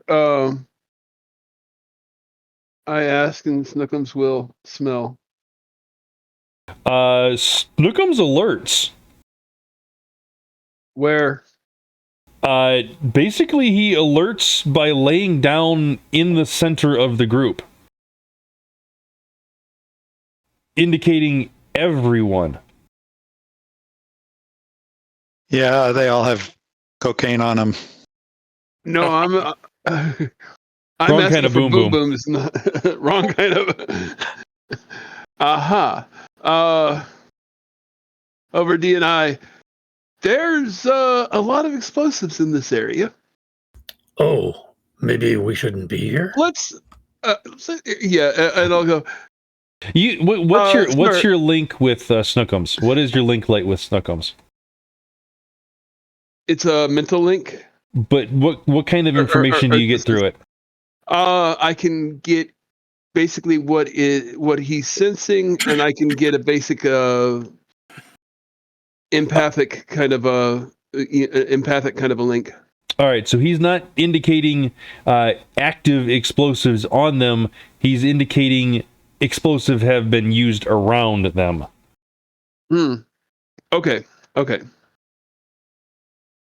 He also is not sure when it has happened, or how old the smell or traces that he's alerting on has happened to go. Can I do a judge intentions on Carlos? Sure. Or whatever he said his name was.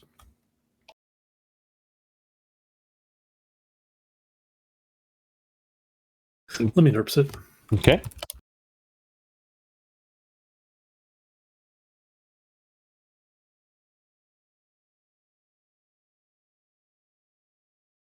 All right, 4 successes. Yes. So you are basically, he's in earnest. He's telling you that all the information you gleaned from his is absolutely true. His body language is speaking the truth. He is not trying to hide anything. He is absolutely a victim of some sort of atrocity of being kicked out of a burned out building that nobody wants. Hey, Bast, this guy seems on the level. Do you think he's carrying explosives that he's not aware of?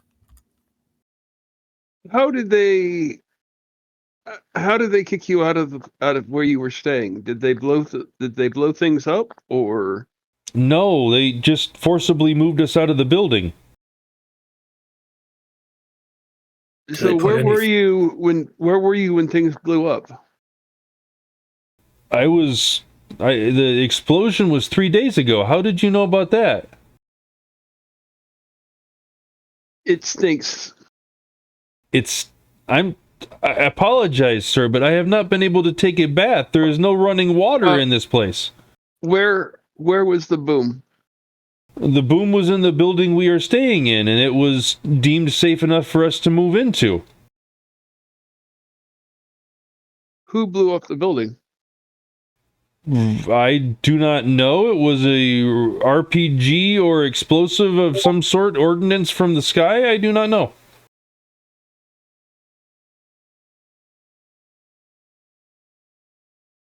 So someone blew up the building, told you it was safe. Someone else told you it was safe enough to move into. And then yes, my brother checked out the building and he said it was good to move into. And who told you to move out? The Aslan military kicked us out, forced us out this morning. We've been standing here for 6 hours waiting for this person to let us in. We don't have anything to offer him, so he's turning most of us away. Where is this building? Where is this building? He points about a block and a half over on the far side. Can you show on my friend's comlink? Can you show him where it is? I don't know how to use one of those. Buru, can you pull up a map and Yeah, so he can just point out the building? sure. on I'll the do an map? AR one. Does he have an AR interface? No. Oh, I don't think I can do that for him. I should be able to do a 2D one though, can I? If you have a projector of some sort, yeah. I probably don't. I mean, just display it on your screen. Okay, And slide it around. I'll do that. All right, so he will say, this is, I think, where our building is. It looks like it's the right distance away. Yes, I remember this building and this building. Yes, this is our building right here. And he points to one of them on the screen. And it's about a block and a half away, 2 blocks away. Shall we go check it out? Yeah, but before you do that, Bolo, did you tell us that someone who was seriously injured was turned away? Bolo was doing doggies, I think. So I think he disappeared for a minute. Oh. But yes, he did, and he was turned away, correct. I asked the guy, how much did the doctor want to take care of you? If he doesn't understand me, I'll ask Carlos to translate. The doctor wanted paid, either in money or belongings, something. It does not matter, just something. He wanted paid something, and I have nothing to pay. So would 100 new yen have gotten you in? I do not know. So when you were negotiating to get in, he didn't name an amount or anything. You guys just talked, and then he sent you on your way. Correct. He said, "What do you have to offer for treatment?" And I said, "I have nothing." And he turned me away. He said, "I have nothing but the clothes on my back." Is the words that I used? Here's 100 new yen. Try again. And I look at Carlos and say, "Don't worry, don't worry." Thank you, kind sir. I will try again. He walks up there and waits his turn in line. It takes about 10 minutes or so, but you're watching and whatnot. And he says to the doctor, that can I have 100 new yen, and hands him the cred stick. And the doctor slots it in his comm link and says, "Very well, you may enter." All right. I recorded all that, and then I'll just when nobody's looking, I'll palm Carlos 100 new yen cred stick as well. Thank you for talking with us today, Carlos, and good luck. Thank you. I appreciate what you did for my brother. I appreciate it. So far, so good. So now I'm willing to go with you to wherever you wanted to go. Okay. You're going to have to point out where the building is. Oh, it's about a block and a half this way. Okay. Shall we grab Bolo and bring her along with us? Yeah. Curiosity, where's Viktor going to?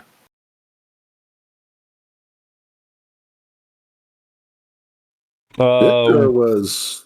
Let's deal with the other people now. What are the rest of the other 3 of you doing during this time? I guess my plan was just to go straight to an Aztec technology, I guess, police station or military installation, and try to see what I can snoop up. Is Viktor... Raven? Yes. I DM'd you what I was going to do a while ago. All right, don't DM me because I don't have the ability to watch it while I'm doing all this other stuff. Put it in the GM chat on the Discord server. That way everybody knows, and I can see it. Well, I was trying not to let everybody know. Oh, okay. One thing I do want to note is that I am bringing my shotgun, my monofilament whip, my assault rifle, and the drugs I stole. All in my rucksack. What? No partridge in the pear tree, Spazz? I'm No. disappointed. Anyway, I guess if I see something that has a large Aztec Technology corporate logo, and it looks like it's heavily armed, I'm just going to go kind of look in. So this particular zone does not have a bunch of stuff that is as technology labeled. You're seeing the occasional like sign or something along those lines that has as technology stuff on it, but it looks like it's been scratched out or broken off or something along those lines. Almost like as technology is not welcome in this area at all. Yeah. Sounds like corporation-wise, this is Horizon Town. Absolutely. So it's Aztec, but it's still Aztec technology kind of working on these guys that are committing these atrocities? They are trying to take over this area, yes. Yeah, Bogota is being fought over from the rebels and Az Technology and Horizon and anybody else that wants a piece of it. Right. Well, let me still go to a police station. Okay. I'll say over my comm link real fast. Norte is Azzy. All right, so yeah, if you want to find a police station, there are police stations in this area, absolutely. So you can find one relatively quickly since you now have internet access. And it's about 3 blocks away, not a big walk or anything along those lines. So you're able to get there relatively quickly. What is the idea behind it? And Tim, I guess you have no ability to roll your stealth check, but yeah. Well, like I said, the intended goal was if as technology is trying to commit crimes against humanity, they might be safer committing them in places where they feel like they have like a police station or a military installation. But if this particular spot does not have any, I would try to find one, or at least where it's a heavy concentration of pro-ASI or folks that are, as technology supporters around here. Right? But from what you're describing, it seems like anyone who puts this is a pro-Horizon town, and anyone who puts up anything as technology kind of, gets scratched out. Basically, yes. They are trying to work in from the north and I think it's the west. They're trying to work in from that direction to take over the rest of the town. Well, if they're from the north, I guess I could try to make my way closer there. All right. I'm surprised this guy does not have stealth, apparently.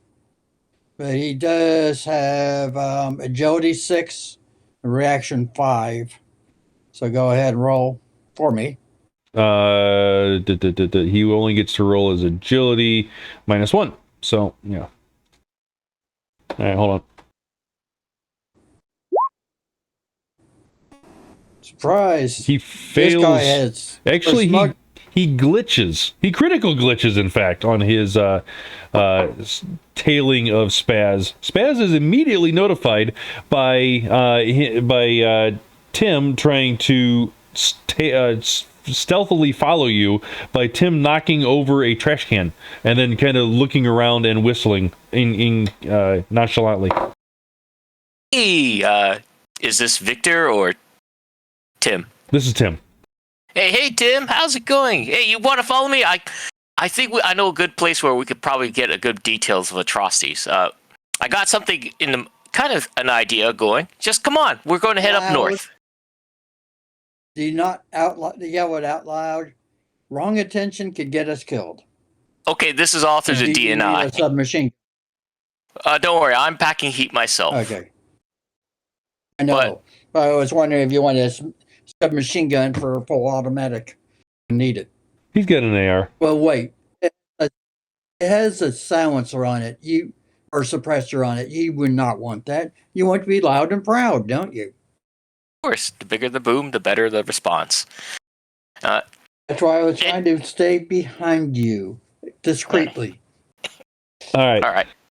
So looking around, you don't find much evidence of pro-ASI in this area.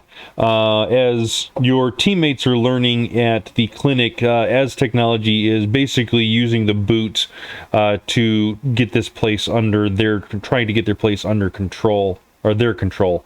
All the places that were at one point in time pro-ASI have been bombed or destroyed, I should say, would be the easier way of saying it, or the people have been driven out of the area. there are traces of Az technology sympathizer houses or something like that with symbols like the Az technology flags and that kind of stuff, like I said. But they have all been either crossed out, scratched out, destroyed, or something along those lines. You even try to bring up something along those lines to people, they'll spit in your face type situation. So what about the former businesses that had those Az technology scratches out? If I walked in to one of those businesses and kind of inquire, they're blown up buildings or destroyed buildings. They're destroyed buildings. All right. Nobody is inhabiting them. Nobody can inhabit them because they don't have the ability to inhabit anything anymore. Guess not. Only loot, shoot, loot, burn. Pretty much. All right, and you said anything that was Aztec property is now probably being handed over for medical treatment and or food. So, you know what? I'm gonna try something. You said I can see police stations. Yes. All right, I'll just kind of go into one. No. Okay. Just go north to go into Norte. All right. Okay. You go to a police station. In Norte? North is yeah, if you want to go to Norte, you can. It's just you're going to be walking for a little while, or you got to get a cab. Your choice. I'll hail a cab to take me to Norte. Okay. So about 20 minutes or so of a drive, and you're back up in Norte. Right. And does this area look more friendly towards Az technology? Norte is church and gangs. I'm sorry, I told you that wrong. Este is Aslan Az technology side. So east. Okay, well, east. Okay, we're going to head east then. Sorry. East. We're headed so Viktor probably would have gone north then. Okay. Let's. So both of you guys are going that direction. What does Viktor want to look at north or Norte? Viktor is doing his usual schmoozing. He's going to take his bag of with beer in it and going to find the local gang bangers and hang out with them. You don't have to travel far to find some. And he's going to basically hang on the area long enough for his linguistics to kick in. Okay. Which is, I think, like an hour or something like that, right? Something like that. And then starts talking to them in their local language and basically working into the conversation, well, who's banging on who, Who's oppressing who?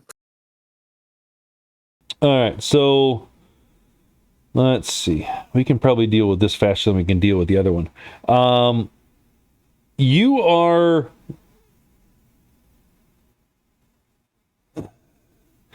talking to the Alaya cartel people at the moment, or people flying their flag. Let's put it that way. And you're basically saying that the Andes are always trying to bang on us, even though that we have the bigger share of the deals in the area with the Azzies. And we're trying to get them out of town. They're low class, low deal type people. What other kind of information are you looking for? Basically, I'm trying to find out who's abusing the regular people. Oh. We're not doing any of that stuff. We take care of our own. I mean, if our people need something from us, we get it to them, whether it be food, medical, whatever. Those, I hate to say it, but those Azzies are not exactly nice to their own people, for crying out loud.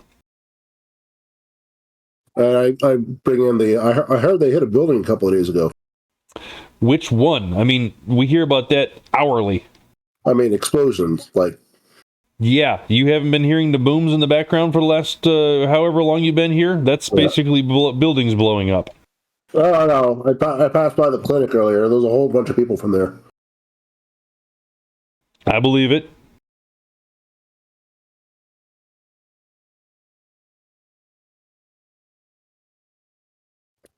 So basically, Viktor will spend a couple hours just kind of wandering back and forth in the conversation to try to get an idea of there's hotspots in the area, and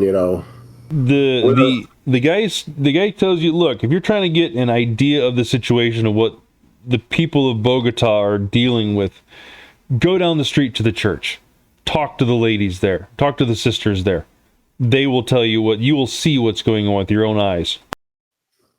Much appreciated. Hopefully, things can get a little better. All right.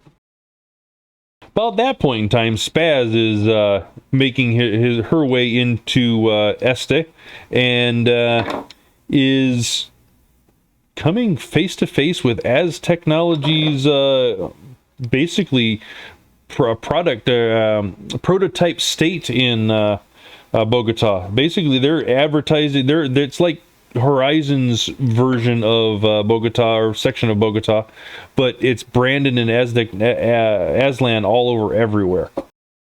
Right. Well, is there a police station around here I can enter? Oh, yes. I enter it. You are immediately detained because you do not look like them.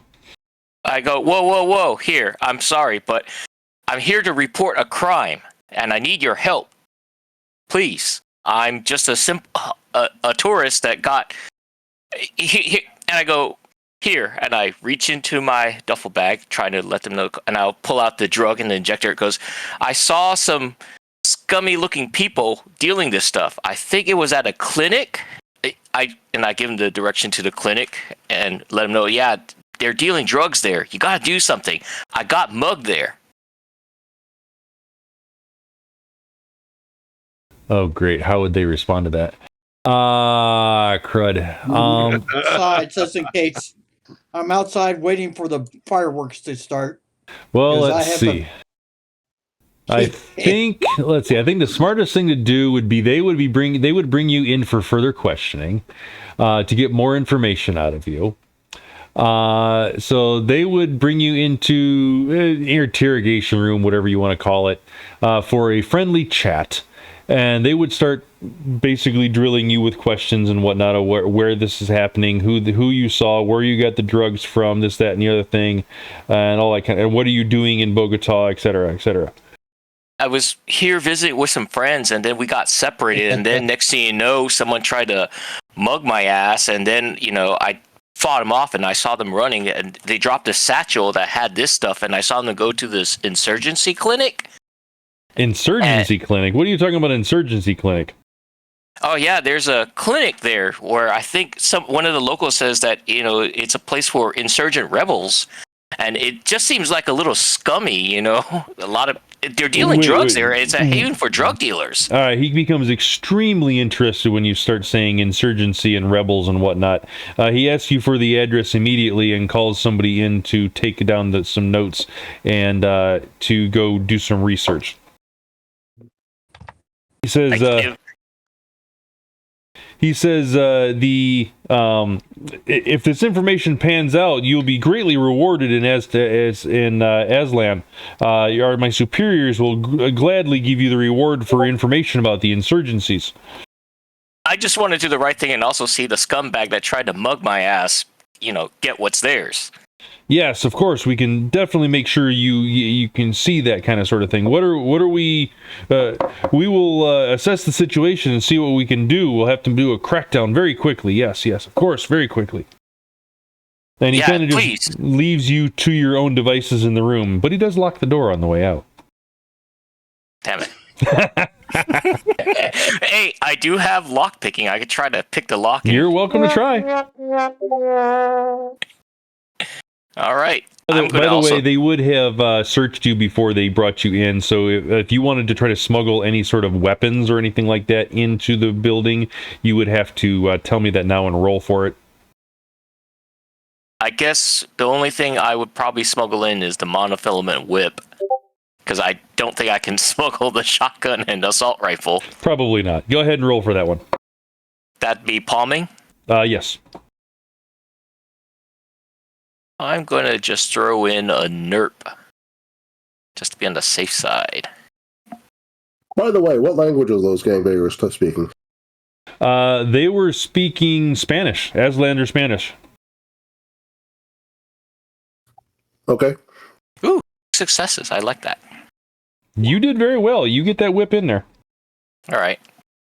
Well, I have my whip, and I'm going to try picking the door open to sneak back out. All right, locksmith. And I'm also going to give you a nerd for that one, too.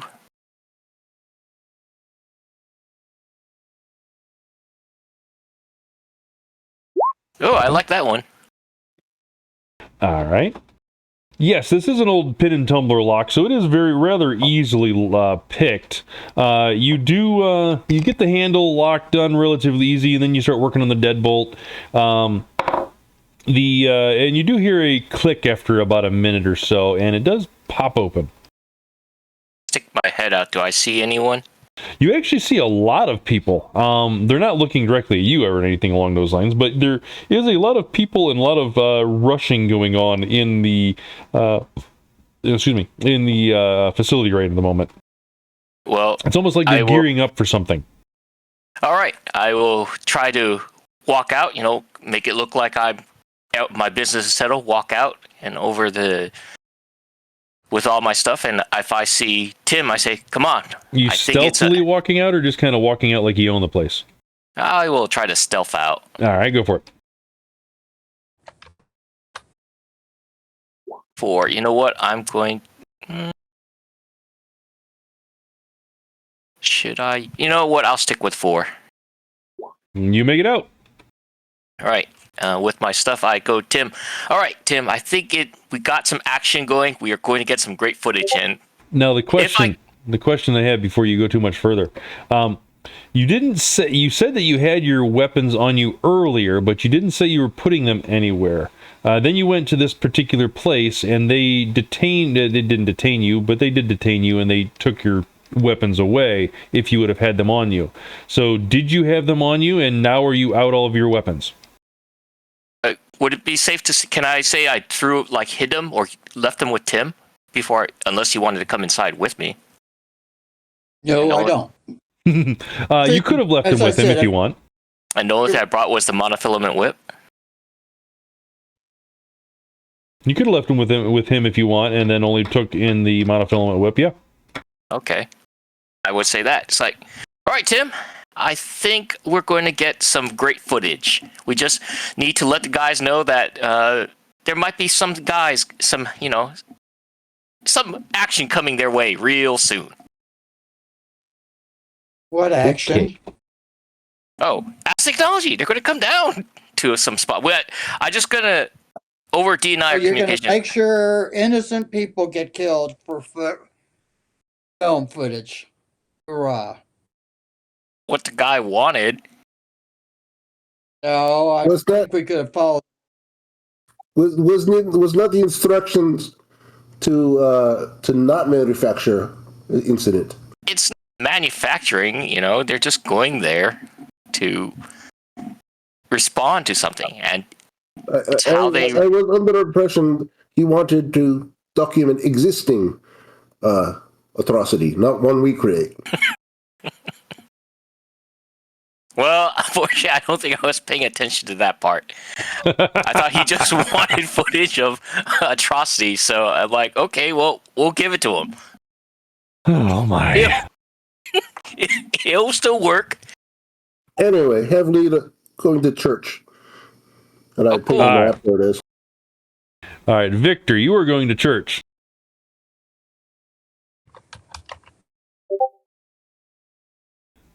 Say your Our Fathers and Hail Marys, all right? Oop, not that scene, this scene.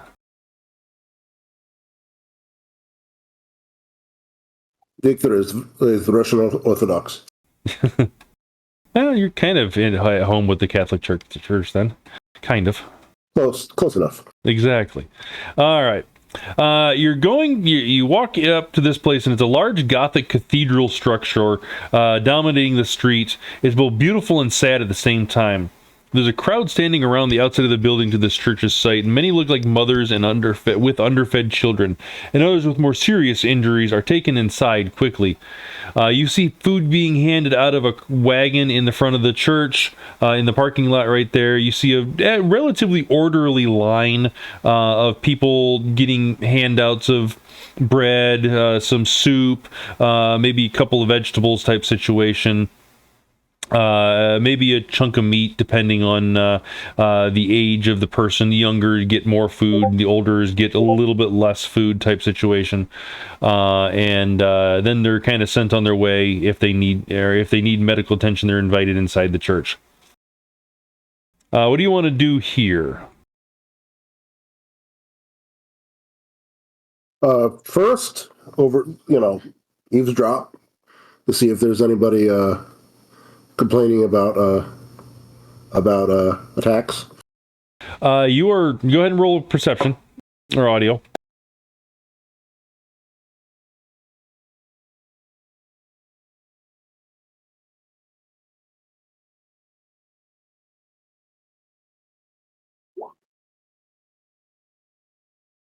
All right.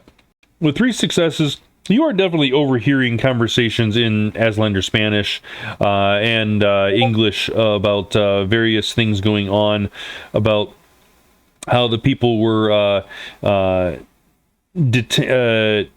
either the family members have been detained or they have been injured in some way, which then some of those people are being shown inside. But basically, everybody is blaming Aslan for the food shortage, the medicine shortage, the conditions for in the town. Everybody is looking despondent and just tired of this whole thing. There are many people getting angry. You hear lots and lots of angry talk about Aslan and how they treat people in this area.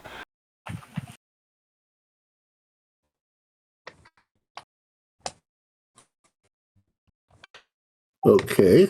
At that point, I will start kind of wandering around groups and especially basically making similar complaints. All right. But also steering the conversation toward more specific locations and times. All right. They will go make an etiquette real quick.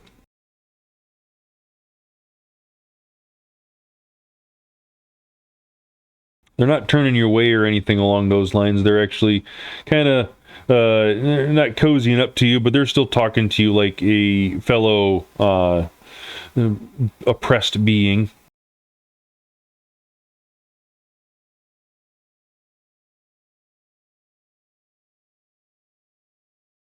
All right, 4 successes. All right, yeah, you're talking up a good talk. They are they're eager to tell you their stories and what's going on. Do you have anything obvious to record or anything like that, or is it just Cyberize or something? Cyberize. Okay. Cyberize. They are telling you about a house that they used to live in before it was blown up in an Azzy raid. And blown up is kind of being exaggerated, but it sounds more like to you like a flashbang was thrown into the house, some type situation. And then Aslan forces entered in the building and detained the lady's husband, and for resisting, the husband was shot dead in front of her and her kids. The son tried to go up and give his father a hug type situation, covered in his entrails and all that, but ended up getting kicked so hard that his chest caved in and he stopped breathing shortly thereafter. And the stories just go on and on and on to set back those kind of situations. The lucky ones are ones that are able to come here and get treatment or still able to eat. Are there any particular vulnerable places that are still around? The gist is basically anywhere that is doing some sort of outreach program is vulnerable at all times. So the realization of that dawns on you, and you're like, I'm at one of those places right now.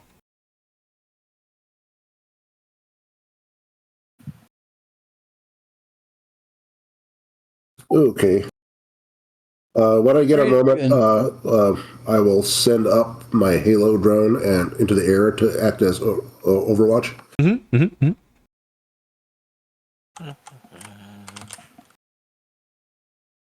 mm-hmm. Back, I guess, I will alert the rest of the team. All right. Are you going to stick around this area, or are you going to leave the area? I'm sticking around. Okay. Back to the other group of people.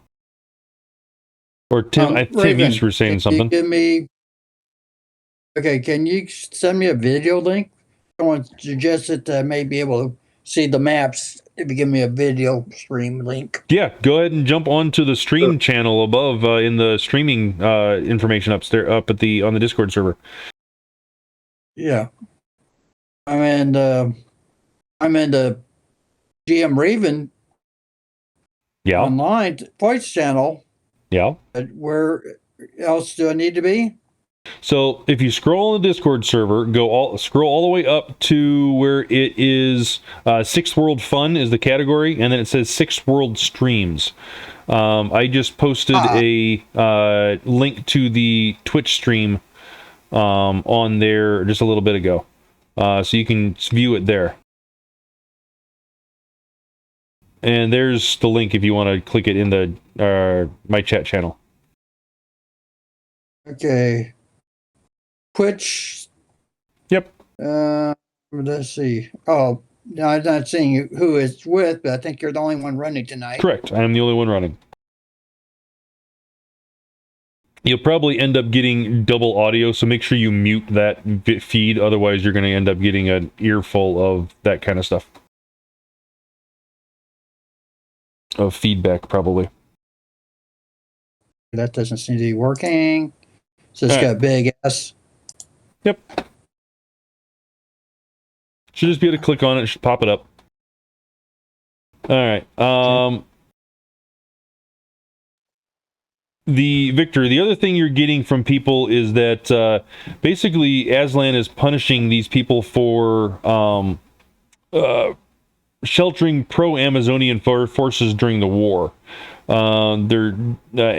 Aslan is destroying farms that were providing food, and medical practitioners have been killed or have been gone missing, which is why the church has become a haven for such a situation.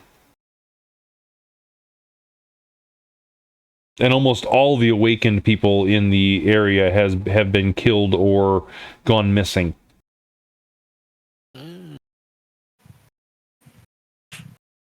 Terrible, just terrible. All right, and while you're there, this happens. Oh no.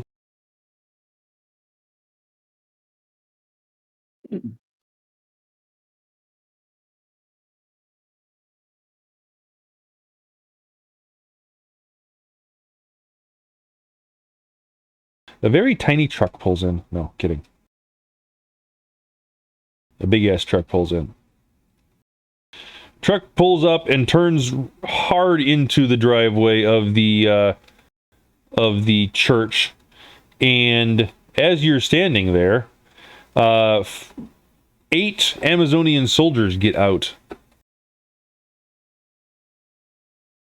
Or I'm not sorry, Amazonian Aslan soldiers get out.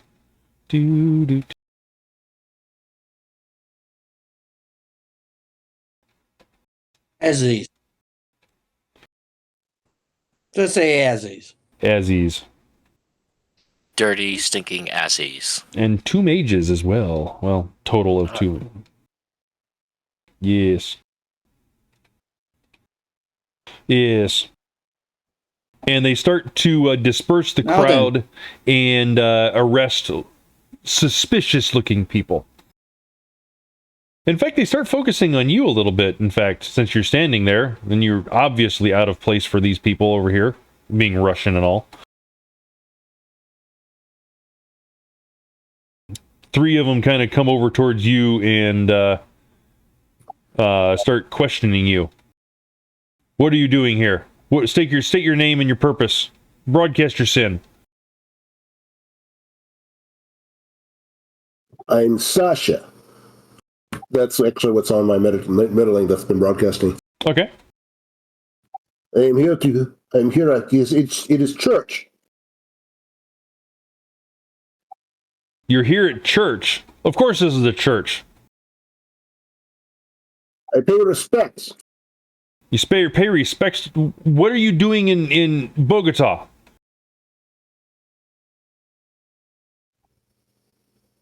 Bogota is fine town. Why should I not be here?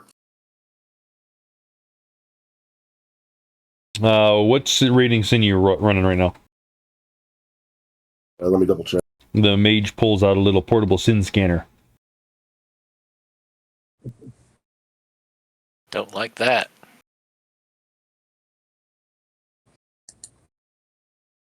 Wham! Shotgun to the face. Mind probe. Again, shotgun to the face. Pretty much.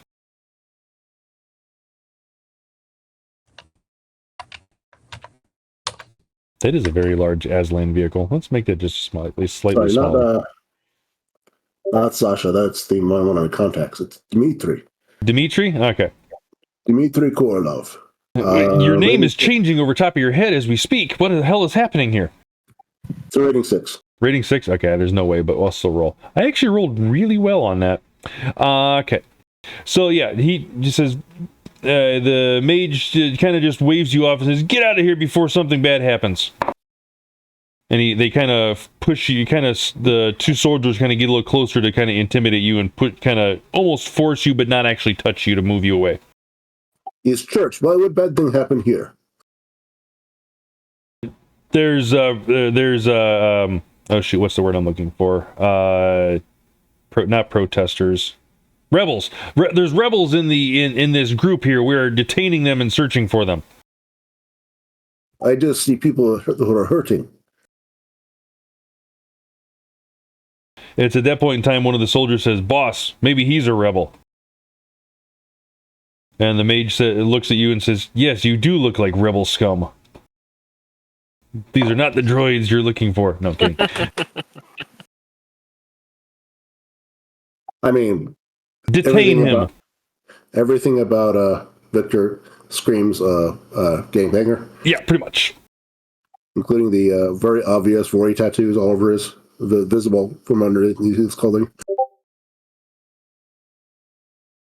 All right, so they are going to try to detain you. Do you resist or do you allow it to happen?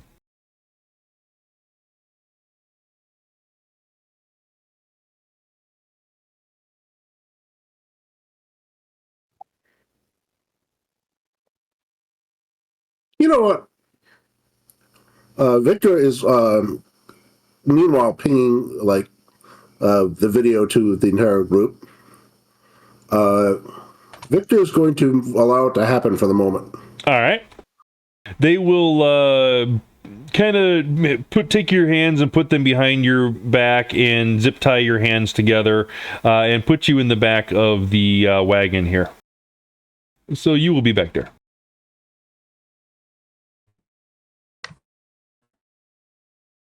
And you are not alone for long. Another truck pulls up. A utility truck. Gas power cable. Yeah, something like that. And they start to load other people into the back of that truck. So this little girl goes in, her mother goes in as well, and her father, and this other person up here, and they just start it almost looks like they're randomly just picking people that look at them funny, which they probably are, and throwing them in the back of the truck. Once there's enough people between me and the rear door where I was put in that it's hard to make me out, I'm just going to go ahead and break the zip ties. Okay. So, yeah. Fight the power, Viktor. Fight the power. So, yeah, the back of this delivery, this bulldog is effectively got about 14 people in there now. I guess I have to make a strength check, or what is that? Now, with what do you have, a strength 6 or something like that? I can't remember. 9. Yeah, no, just do it. You just do it.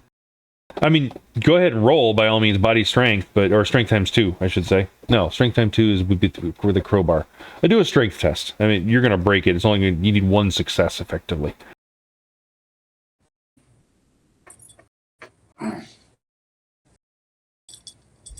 Yeah, exactly. As you do it, you accidentally punch a hole in the side of the van.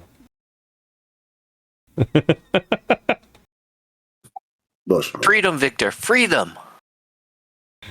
All right. Before he has a chance to decide what he's going to do, we're going to move back to the other group. All right.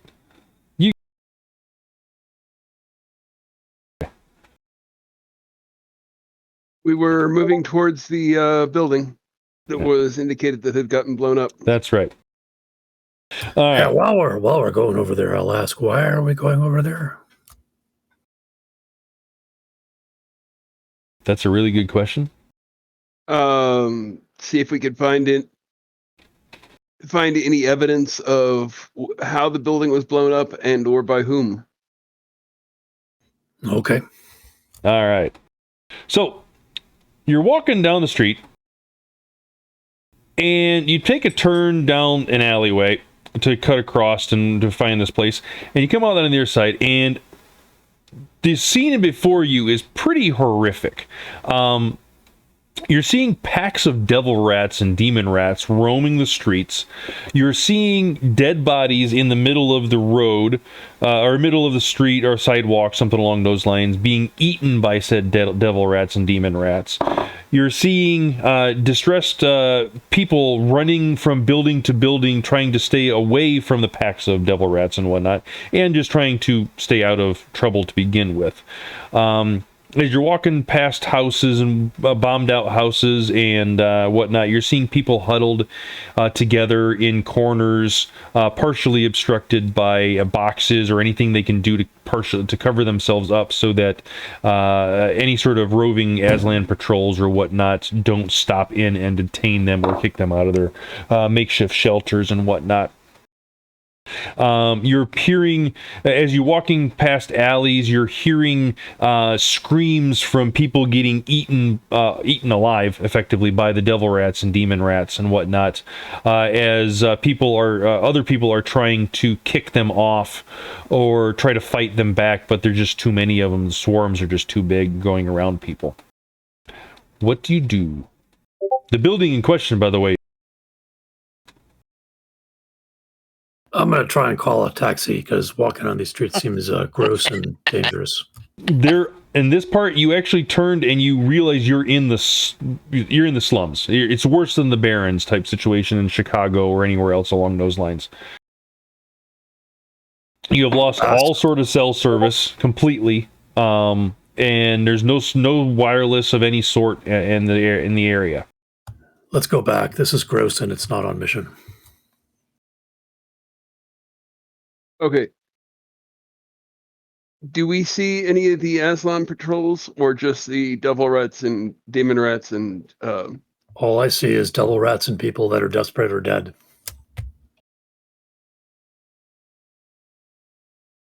No, you do not see any Aslan in this particular area. You do see people.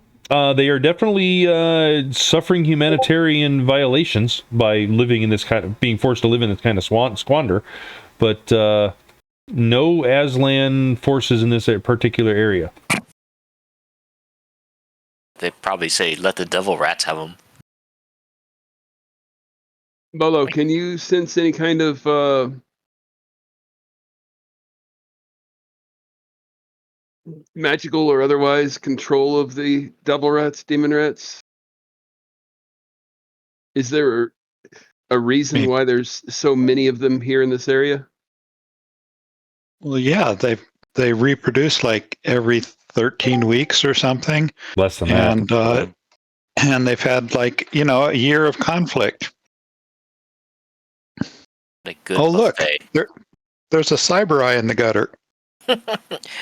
Hey! That's used. Keep it. Yep, you could sell it. One half of a set right there. Yeah, and if we find another one, it's a pair. It's probably seen half of some atrocities. Hey, that's true. That's wrong. Test. Can you guys hear me Yes, yes, can. Yep. Yes. Okay. I'm urging us to go back. Yes, go back. We at least want to get to a street where we can call a taxi. I got no signal here. Can you? Come on, you're the magic guy. You can't tell whether or not they're being controlled or otherwise influenced? I will look astral. I will get an impression of the background count. I will a sense for magic activity on or about the rats or the gutters or the dead bodies or the cyber eye. Okay, go for it.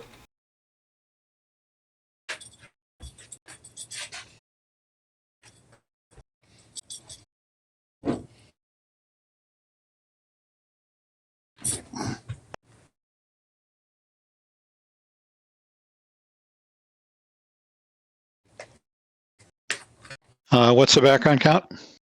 The background count is a 2. Okay.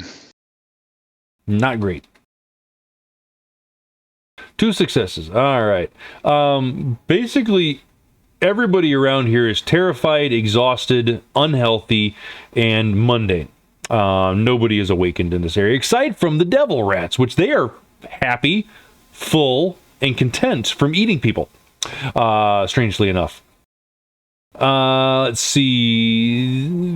Are they dual-natured? I don't believe they're by nature dual-natured, but I know they have the ability to do various magic-y things, if I remember correctly. I think that, yeah.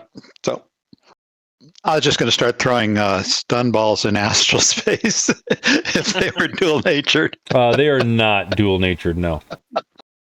Okay. Yeah, this is terrible here. I see no sign of anything other than normal populations of devil rats and demon rats and regular rats in a war zone. There is no signs of magical manipulation on any of the rats or anything along those lines. They seem like they are using magic themselves, but that's it. That is it. The concealment specifically, but you don't know that until you get higher on your things. So, to summarize, this is atrocious, but not an atrocity.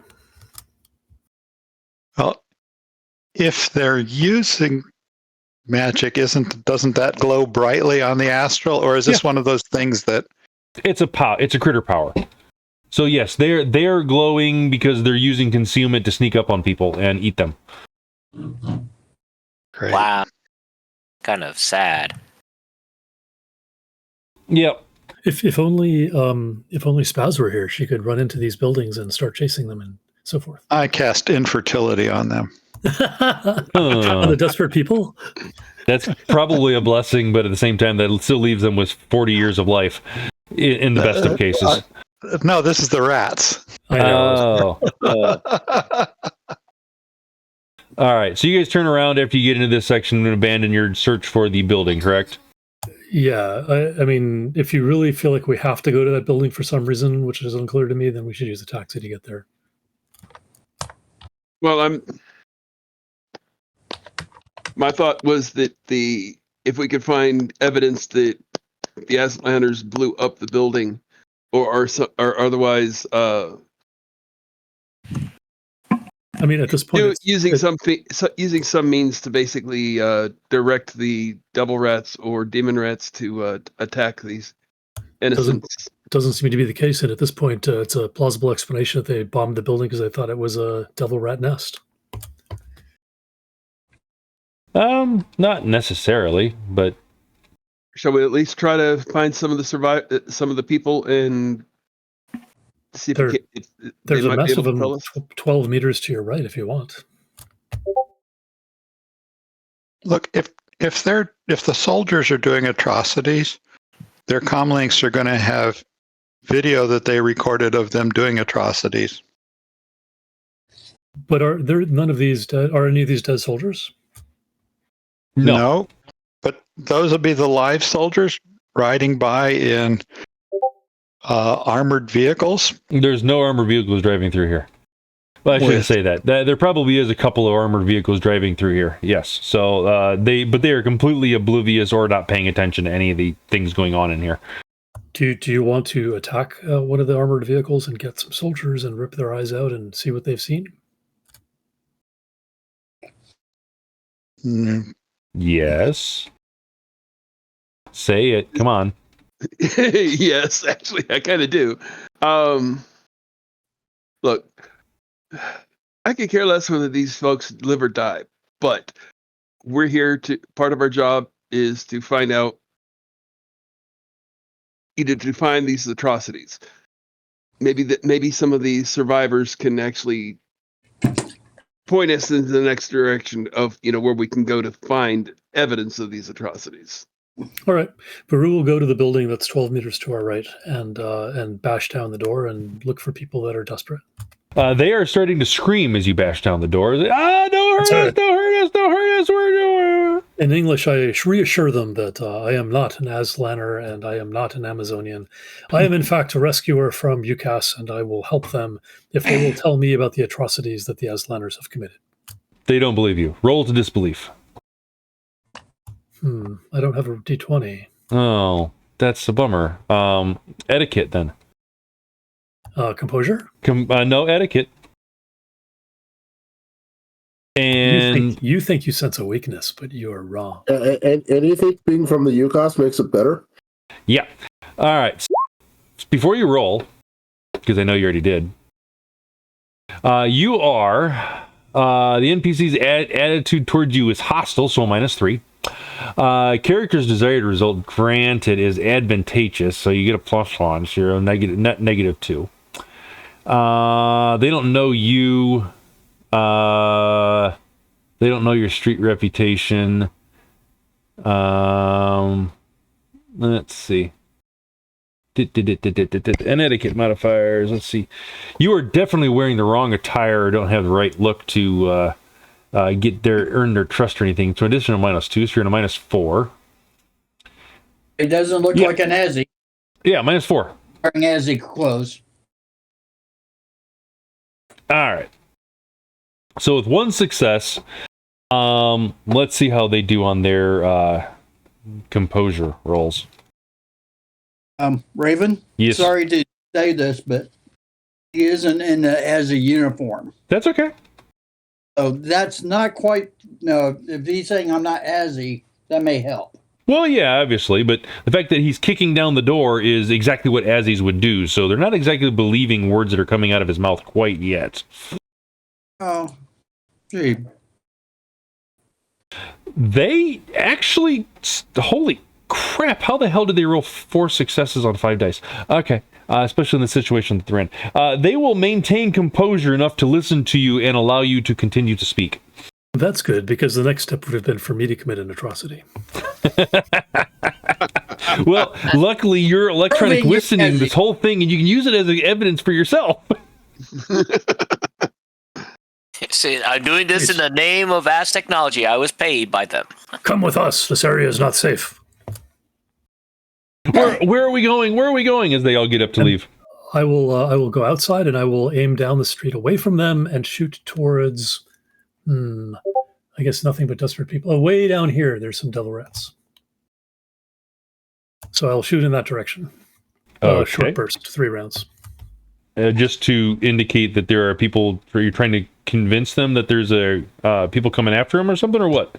No, devil rats. I'm going to suppressive fire the devil rats down there, and that way they can see that I'm not shooting at them, and that I am perhaps doing some good in their neighborhood. Okay. It's like, come with us. We'll get you someplace safe. We'll get you someplace safer. Mark off the bullets. Roll your attack. Don't critically glitch, and you won't shoot any people. And yeah, they'll come with you. Do you have to roll for suppressive fire? No, just roll a firearms attack. Okay.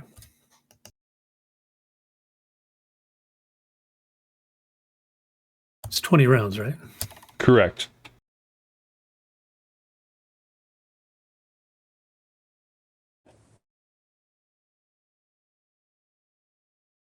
I only brought 4 rounds to a war zone. That's silly. 10 rounds, 10 hits. Oh, geez. Okay. Well, the devil rats and the demon rats are down there are definitely dead. What's the base damage of that weapon? Well, it's suppressive fire, so okay. Yeah, base damage of the weapon. Oh, I should have grenaded them. Aww. It's that would have destroyed buildings. You're trying to say that you aren't destroying buildings with AS technology right now. Yeah, damage value is 11p. All right. AP minus 2. All right, they are dead. Both of them died with the incoming fire that you suppressed them with. They were enjoying a meal and they weren't paying attention to the bullets coming their direction. Permanently suppressed. They are permanently suppressed. And the 4 people that are in this house do follow you out. Okay, Bolo and Bast, let's go. I'll be in the back. All right, where are you guys going? Actually, I guess you're kind of heading back towards that clinic, aren't you? Yeah. Okay. Heading back towards the clinic. Yikes, how did I get into drug storage? Has Spazz told me where he's... Yeah, we're going... Yeah, I said there was a clinic. All right. So, you guys come back down this road. You guys come back down this road, coming back towards the clinic, and you're getting the messages from Spazz, what's going on. And you realize that he sent them to this clinic.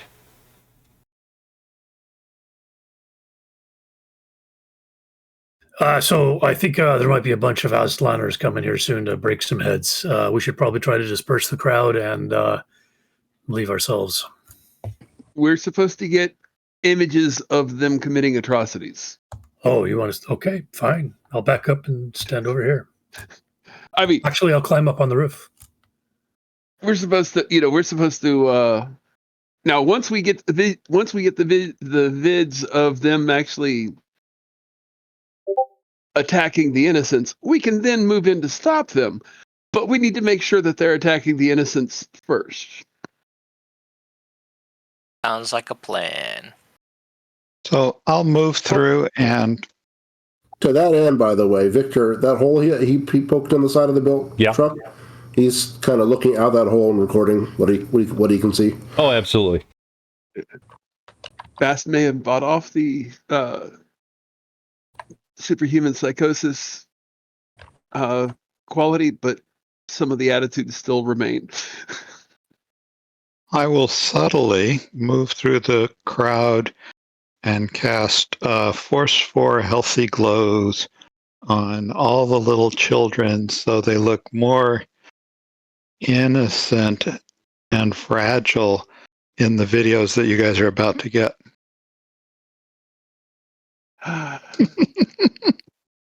Do Tim and I arrive when... Okay, oh, no, you're behind. You're behind by a little bit. Okay. What I want to do, Raven? Yeah? Tell Cab, tell him that I just got word that my sister is hurt.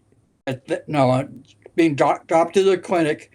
There's 100 credits new in if you get me there now. But sir, I do not run a teleporter. You know what I mean?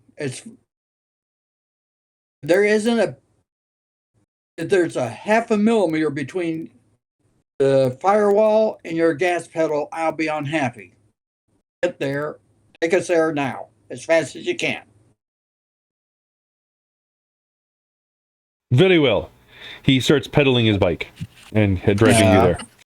No, he will. He puts the pedal to the metal and jumps the curb and starts driving down the sidewalk and people jumping out of the way until he gets back into the middle of the road and goes. Crazy taxi it is. Yeah, exactly. All right, so around.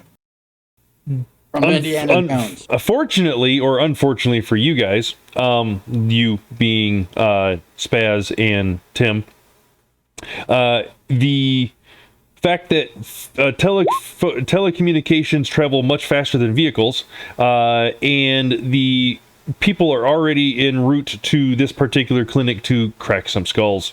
As 2 vehicles arrive very shortly after Buru is up on the roof,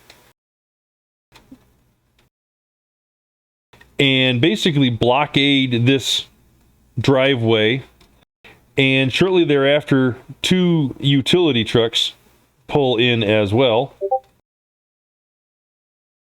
or cargo vans. And 16 Amazonian soldiers, or Aslan soldiers, get out of the vehicles and start pressuring the crowd to disperse.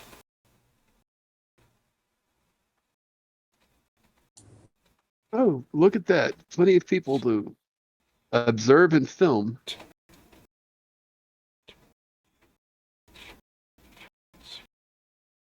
All right. So let me read this real quick. All right.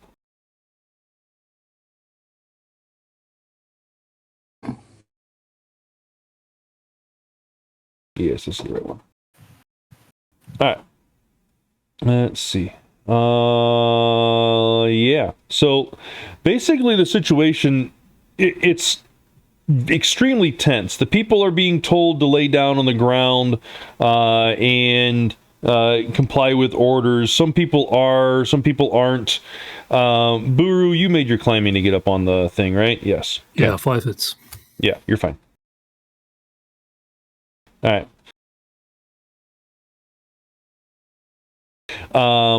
Where are the rest of you guys positioned at the moment? And where are you guys putting the girls that were the people in the house that were following you, that Buru you now abandoned? Yeah, remember, they're for interrogation purposes, according to Bast. Okay. Bast, So where are you going to store them? Yeah, where are you going to store them? Do you have a bag of holding or something? Store them in the truck. Hijack it.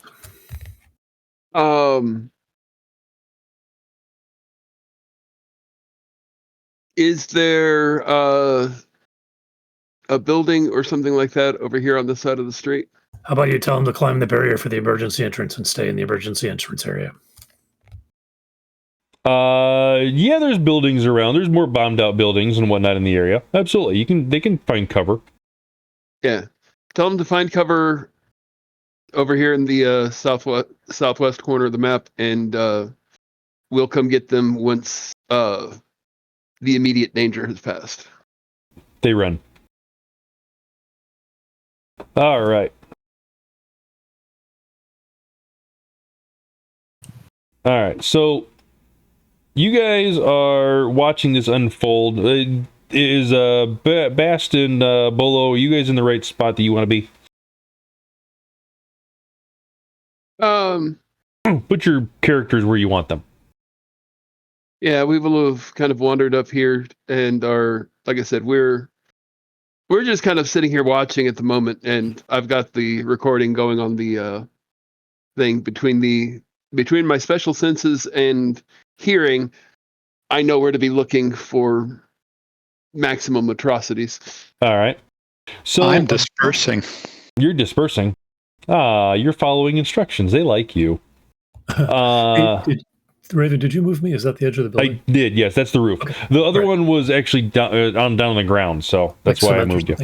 Okay. Yeah. That's actually like supposed to be like dirt. I should probably change the background of this. It's all good. No, I'm going to do it now. Damn it. There. Except now the inside of the building is grass too. Oh well, screw it. I'll deal with that later. All right. So, yeah. All right, so what happens is this. You guys are up there watching, and just tell me interrupt me if you want to stop me at any point in time. But this is what happens. The Aslan soldiers get out and start kind of surrounding and starting to detain people that are not following instructions. The people that are following instructions, they're laying on the ground, putting their hands behind their backs type situation. Sometimes very painfully, obviously, because they have broken limbs or bruises or cuts or blood or gunshot wounds or whatever that they're here to be treated for. But the soldiers do not care one bit about how they're treating people. They're roughing them up, they're pushing them around, they're getting people out of their way, sometimes walking over top of them, walking on them, kneeling down on top of them, on top of one person to get to another person, etc., etc., etc. One kid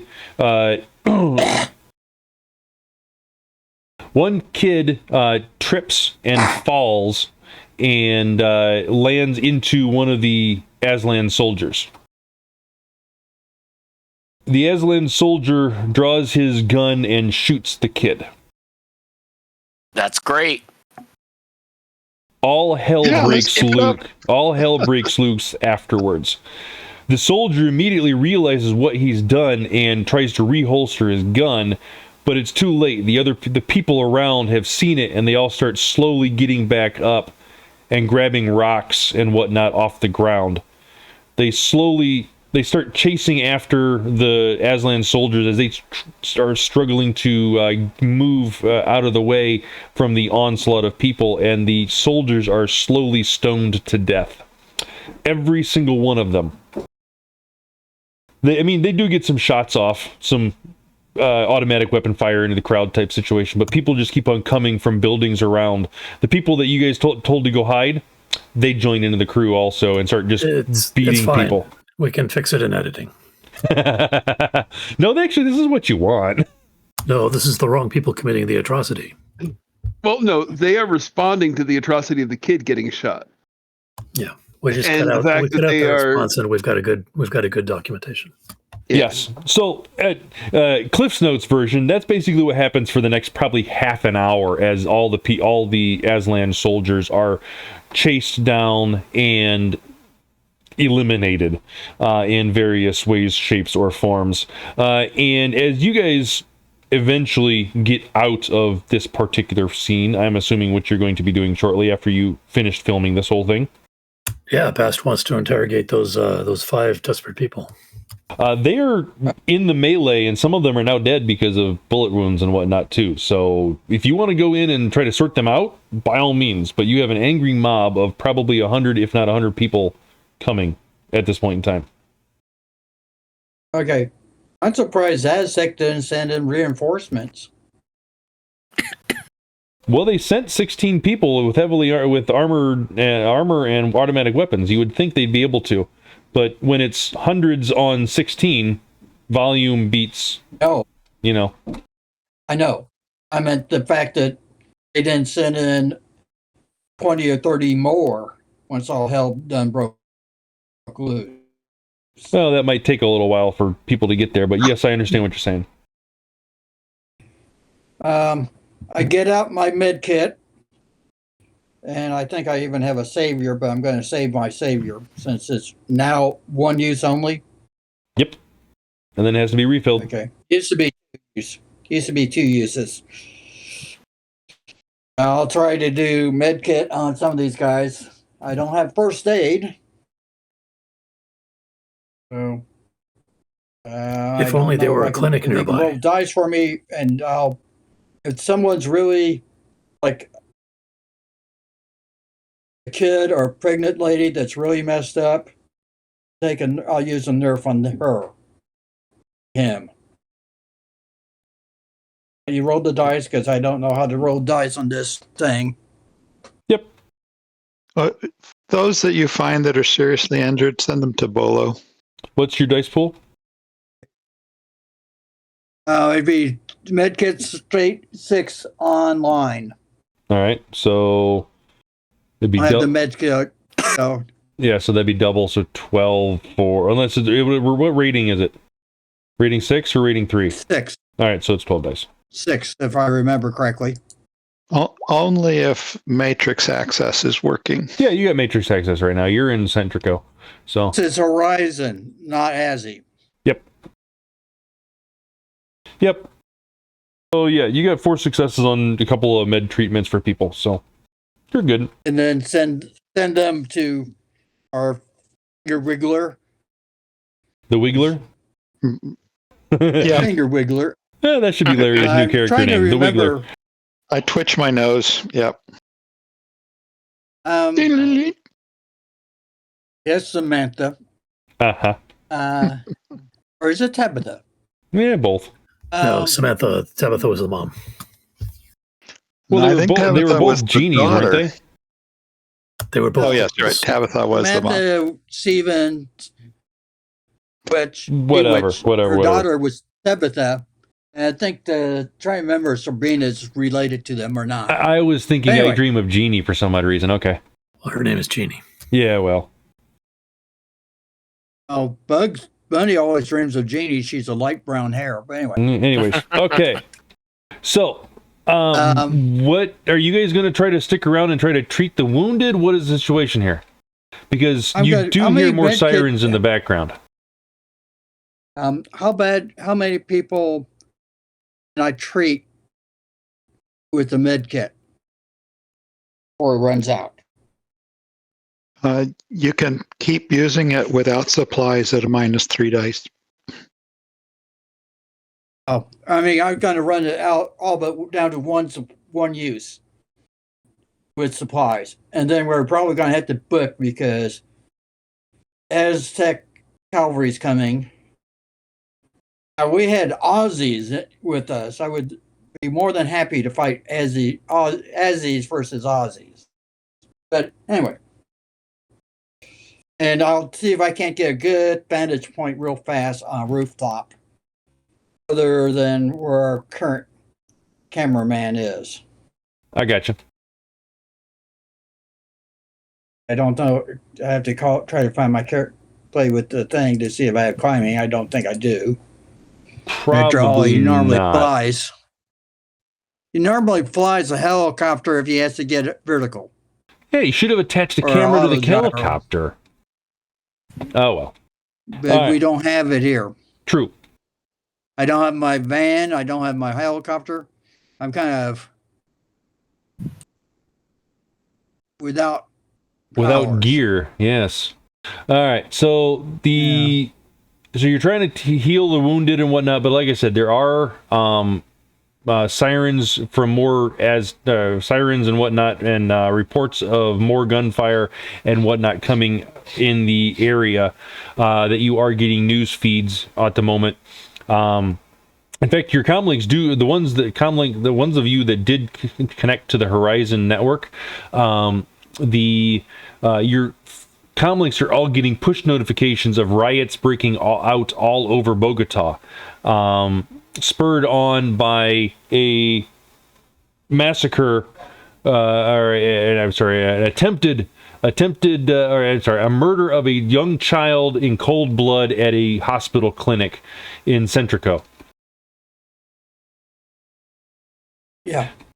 Now, what I was thinking about is, as I said, like, I don't know. I think it's like 4th edition was like 10, treat 10 people.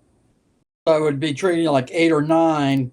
But if possible, Medkit turn around and start treating. The actual medkit does not have doses or uses that I know of, but the savior medkits do. So if you're using a savior medkit, you have to pay attention to uses. If you're not using a savior medkit, you don't have to pay attention to uses. So Okay. Don't the other medkits? They'll refill kits. I don't. So you can buy refill kits. Yes. They okay. I must be thinking of. That's right. They came out with that in bullets and bandages or something like that, right? A rating 6 medkit gets 6 uses before it needs a resupply. Ah, okay. Well, that would make sense. All right, so yeah, you're getting through a couple people, but you're not getting very far. The amount of wounded around here is exponentially more than what your little med kit can deal with. It's a med kit, not a med shop or a med facility. Exactly, and the people in the clinic that were right here, they are actually locking themselves down inside because they want this whole thing to blow over before they go out. They don't want to be going out in bullets because if they die, then they can't really save anybody. So, but again, they wanted to blow over versus getting blown up. Correct. Again, like I said, there are sirens in the distance coming your direction, and actually covering the entire city at this point in time. So, do you guys want to stick around and wait for phase 2, or do you want to get out of Dodge? Phase 2 sounds like fun. I will let all you guys that are expert witnesses to do your expert witness stuff. I'll go off and find the Doctors Without Borders that don't charge for stuff and just help them the rest of the day. All right. Buru is disappearing and going back to the hotel to enjoy a drink with Viktor. I think Viktor's getting ready to break out of his van. Yeah, pretty much. Oh. What is Grynner doing? Let's see. If most of us are breaking off because, we think we've got sufficient footage, I'll head back to the hotel. Y'all getting a live stream from Viktor of people getting oppressed at the church. Oh yeah, there's best beatings and whatnot going on there too. There wasn't any gunshots or anything along those lines, but there were some tasings, some clubbings, and that kind of sort of thing. But the news spread quickly throughout everywhere, and the people started rising up against those people as well. And they started, the church actually started joining in, assisting the common people to resist Aslan oppression, and started beating them back as well, throwing rocks, valuable menorahs, breaking glass over top of their heads, that kind of sort of thing. The Viktor will shoot that little girl that was loaded in with him, put a finger up to his lips, like shh. Yep. And careful, quietly open up a hole in the side open up the hole larger to let people out. When you shoot her, is it a simple or a complex shot? That was honestly my first thought too. Basically, he's going to be letting people out, basically making the hole that he made bigger. Yep. And letting people quietly out that side. Yep. I love it. All right. So yeah, you rip the side of the truck open a little bit more, enough for people to get out quietly, and you do start helping people out. Some of them do start just running. Others do turn and go back into the melee and start beating on the guards, or the Aslan soldiers. What do you do? Viktor will film a little bit more, then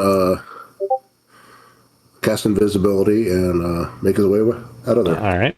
Larry, what are you doing? Oh, you already told me what you were doing, didn't you? Yep, Doctors Without Borders. Yep. Grynner, you told me what you're doing, yes? Yep, we're heading back. Yep. And Tim, what are you doing? Oh, I was going to... You're still technically in travel to here. What? You're still technically traveling to this location. You're actually arriving right now, so... So it's me and Tim? Right there treating. No, you're not there yet. Technically, you would have had the half-hour fight or whatever that was going on of travel time to this location. We weren't that far away, I don't think. You were in Nort. Yeah, you were at least half an hour, 45 minutes away. Well, considering how fast South American taxi drivers in my experience, that's 15 minutes or less if he's in a hurry. Well, he wasn't in that much of a hurry, especially when all the riots and whatnot broke out.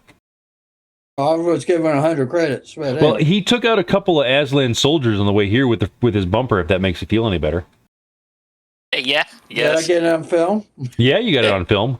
But technically, that's not the kind of publicity that you want. Yeah. I look at Tim and it's like, well, hey, it looks like, things happened here. I hope... I mean, give it to the Johnson. He can do with it what he wants. He was jaywalking. He deserved it, right? Yeah. Want to go back to the hotel, Tim? Hey, Oh, it's go on. revenge for our freaking contact, our Johnson that got hit. Hey! All right, so yeah, Anyway, Tim and Spazz, you guys want to? What do you want to do? Since you're in the car I together, want to get film. Let's lay back a distance and get a film of what happens when Aztec rolls up. all right. Like Well, to get on a roof. the second phase 2 of the people of the military coming in. That's what you want to do? Yeah, I think so. All right. Gonna be very. I got a bad feeling they're gonna be extremely indiscriminate on their lines of fire. They will be. Pretty much. So they will, after about 10 minutes or so, you will start to see the vehicles in the distance of the people as the people are walking through the roads and whatnot towards them. They are basically just driving over people. The trucks do eventually stop, and as technology, Marines, the military people do get out. And it is no mercy type situation, but the situation is when it's 100 versus 10,000, the 100 doesn't win. Any way you look at it, they run out of ammo. They do whatever. They start beating. They run out of energy, and the people just keep on coming and coming and coming. And phase 2 is eventually overrun as well. And it doesn't. All over the city, there's reports of the exact same thing happening. People are just tired of what's going on, of Aslan oppressing and all that kind of stuff, and they're just standing up for it. And it's at that point in time, Bast gets a phone call. Hello. Oh, wrong scene. Hold on 1 second. This For heavy breathing. Yeah. Woof. All right. You answer the phone call to find a Latino gentleman smiling at you with a grin that is 1 part used car dealer and 1 part Jaguar. I have learned that you are providing propaganda footage for Amazonia, and I was hoping I could offer you an alternative deal. You are not native to Bogota, so you may not understand what is happening here. I can fix this. My offer is you turn over the footage to me, and I see that you are flown out of here. If you decide not to turn it over, you become a problem that I will have to remove. Is this R. Johnson? No. Oh, wait. Different guy. No, this is a different guy. So it's like, okay, so you're concerned about us having footage of an Aslan soldier shooting a kid in the head and then overreacting when the crowd is upset about it. Am I getting that right? He's silent, but he smiles. I actually... Tell him to go suck a lemon. I'll take the silence as an affirmative there. Okay. And do you want the footage, or you're going to try to do bad things to me and my friends? That is the gist of the conversation, yes. Of the request, yes. I am a very, very powerful person, sir. Or ma'am, I apologize. And you and your friends staying at the hotel, and he rattles off the hotel address and your room number, are not welcome in this city anymore. Please hand over the video, and I will personally see to your safe exfiltration out of our good city.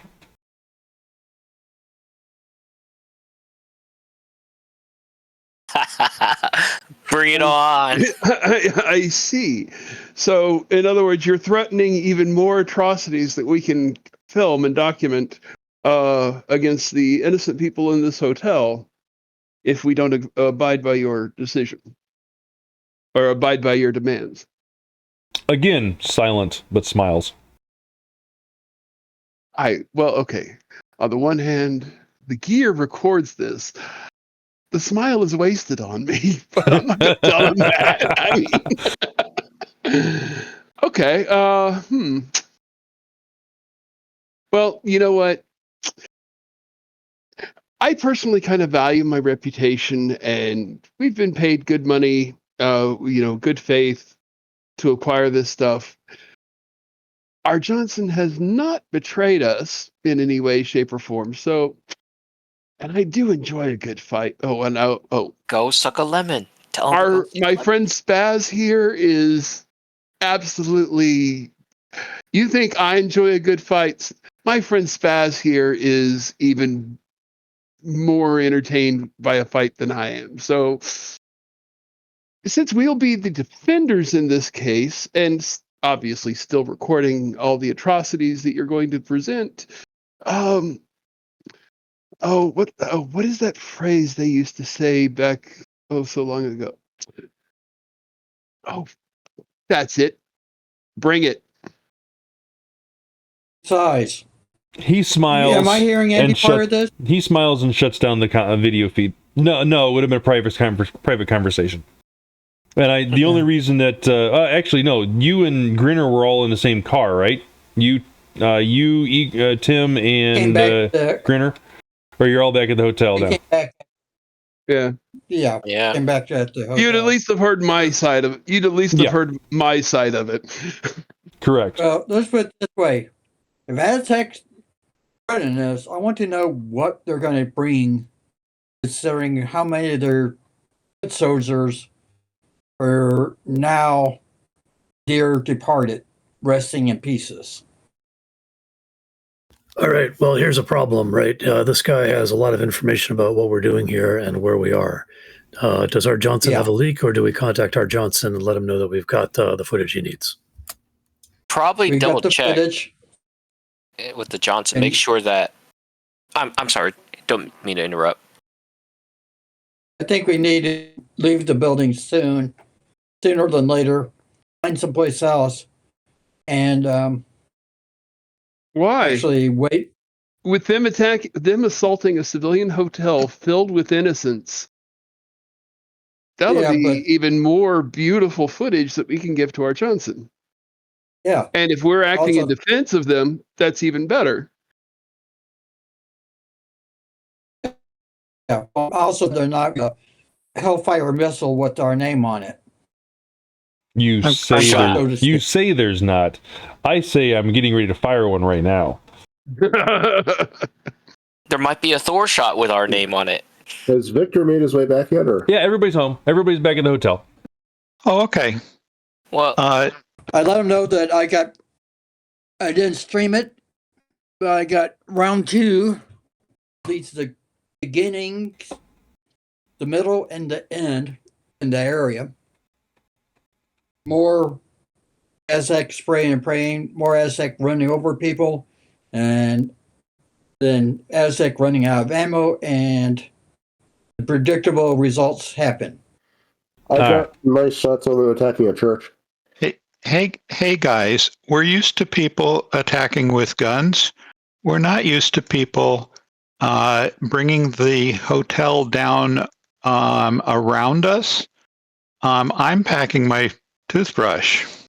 Oh yeah, we didn't record this. Raven, I'm going to call the Johnson and give him my footage. Okay. And I'll let you link mine. You said something about somebody said something about calling the Johnson and asking if this was if he had a leak or something like that, right? Yeah. Yeah. What was the gist of that part of the conversation? What was the desired wording? Let's put it that way. Just to let him know, it's like, hey, we were just contacted by someone from who's probably on the Aztec technology side, demanding the footage that you hired us to get, and they say if we don't hand it over, it's going to be bad for us. Letting you know that what she says is true, but we still want to make the exchange and get her paid. Yeah, but you might want to be careful because it might indicate that you got leaks in your ship.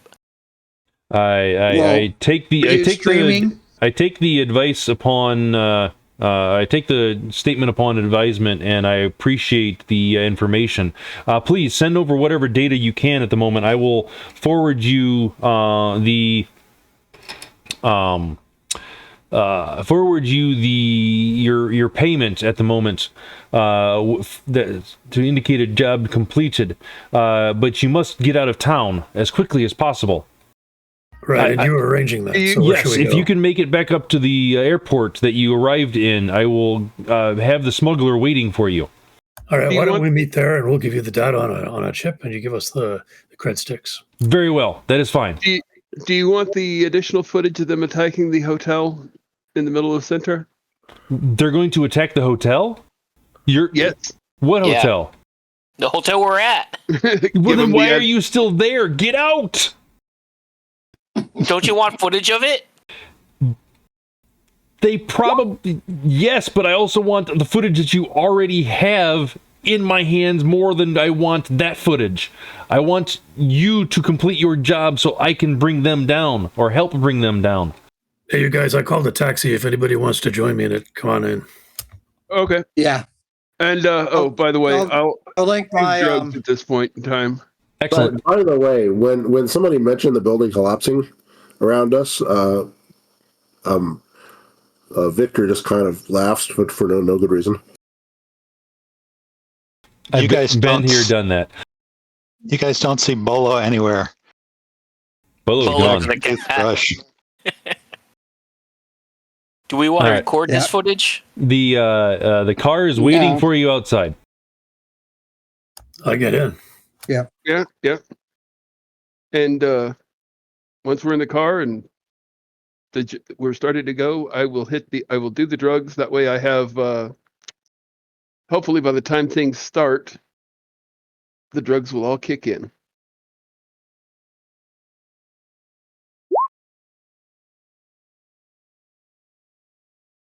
Oh, that's beautiful.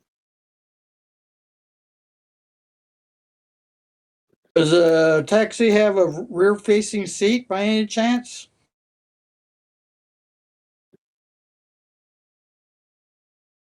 No. Oh. All right, so this is what's going to happen. You guys get down to the floor, to the ground level. Make me perception tests before you get in the vehicle.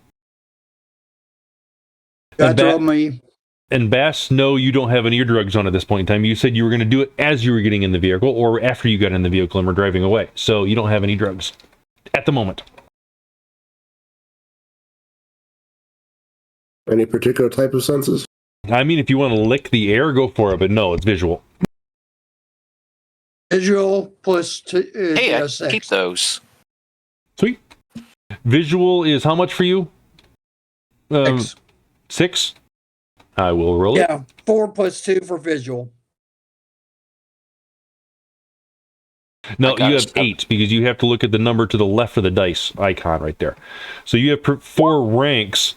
Your visual is plus 2 for the specialization. Then you have to add your intuition to it, which gives you your 8 dice. All right.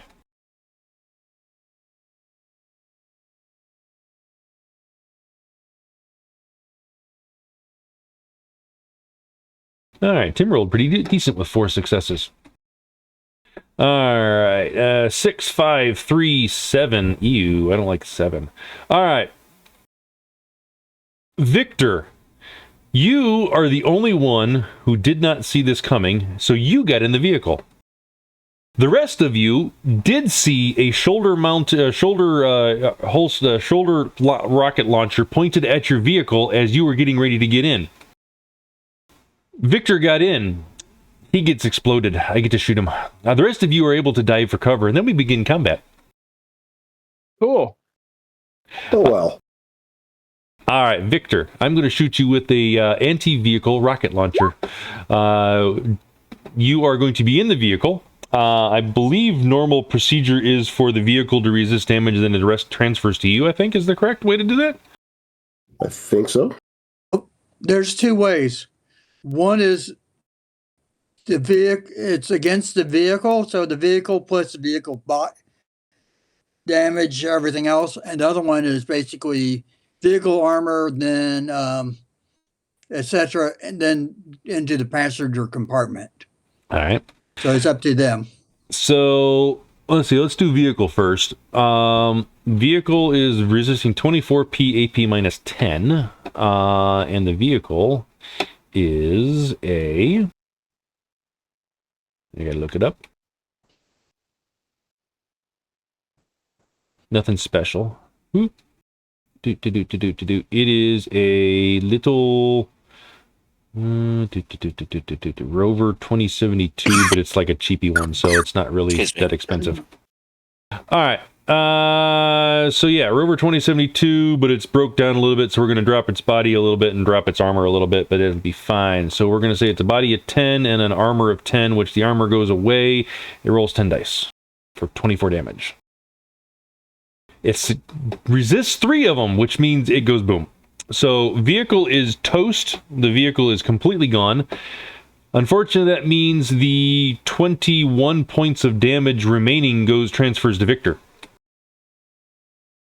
Okay. Victor want to roll damage? Damage how resistance? much of it goes? Because it does decrease due to distance. It's centered on the vehicle, but yeah, it does technically, I guess. But I'm not too worried about it. It'll be like 2 points of damage. Any armor? Victor, does a flying man... Anti-vehicles are AP minus 4 for people. Yeah, and the armor was gone from the vehicle, so you don't get any bonus from that. So yeah, you're at a minus 4 for armor at the moment.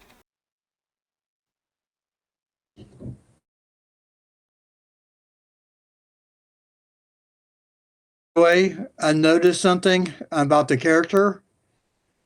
The Ares outfit that he grabbed from the armadillo, yeah, among other weapons, has high explosive grenades listed twice. Yep. So I'm thinking that's a typo. One should be probably frag, mini grenade. We went over this last time we played. That's actually correct. So how many? Okay, how much damage? High explosive only 21. Okay, let me re-roll failures. Well, it's 21 minus 4, right? Oh, wait, no, it was 20. Wrong way. It was 24 damage minus 3 down to 21, and that's what Victor's resisting. Yeah. Sorry, that's why I apologize. I realized I made a mistake. And with 13 successes, Victor did really, really good on the first roll. He'll probably soak the rest of it coming here up in a second. Everybody can roll initiatives real quick. You have to do mine again. Yep, not a problem. And this,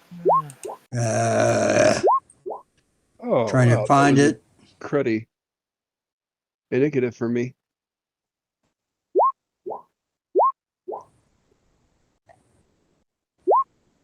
Ah. 9 plus 2d6 for me. All right.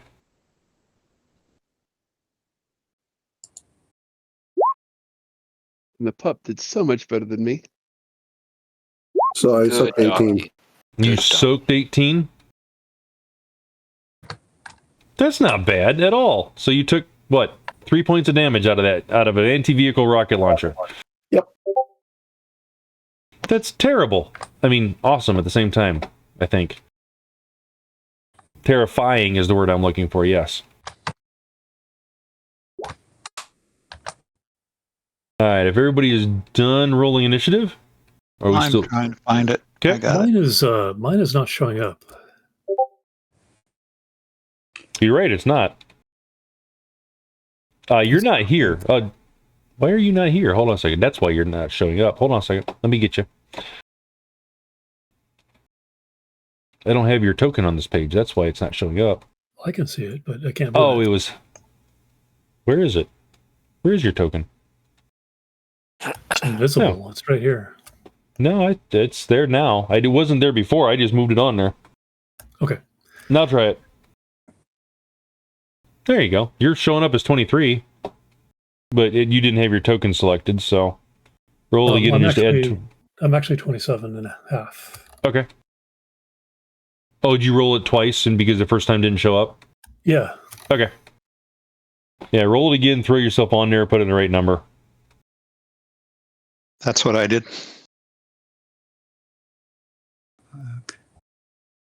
Try to get that damn map enlarged. Larry, I think you rolled that wrong. Larry rolled it wrong? Yeah. Larry may have. definitely. Larry, something screwed up for Bolo. Wow. That's a little weird. Yeah. What? You should have more than 9 initiative. Well, if you're only rolling 1d6, then No, he has a 3 and a 5, and then it showed a 1d6 over 1 on the second roll. So that's right. And the other one shows a 1d6 of 2. So no, that's right. Never mind. All right, that just looked weird. Yeah, I did not cheat to go from 1d6 plus 1 to 1d6 or to 7 plus 1 to 7 plus 2. I don't cheat a little like that. Spazz, what's your edge? My edge is 4. Mine is 5. Are you calling me the eagle? Nope, I'm calling you the eagle. Yeah, you're not, we don't have any you have a 5 edge, yes? Edge is 5, so eagle will be going first versus Bast. Alright. Cool. I think we got everybody worked out. Okay. Buru, you're up first. All right, let's try a I'm so tempted to do smoke, but I shan't. I'll do a frag. Can I see what kind of armor they're in? They are in a Ares Roadmaster. They're inside the vehicle. No, they're not in the vehicle. They have gotten the guy that shot the rocket is on the side of the road. The vehicle that the other team has coming is going to be right there also. They're about 20 meters, 30 meters back from you. Oh, perfect. I'll throw a smoke grenade between us. All right. And I will post edge that.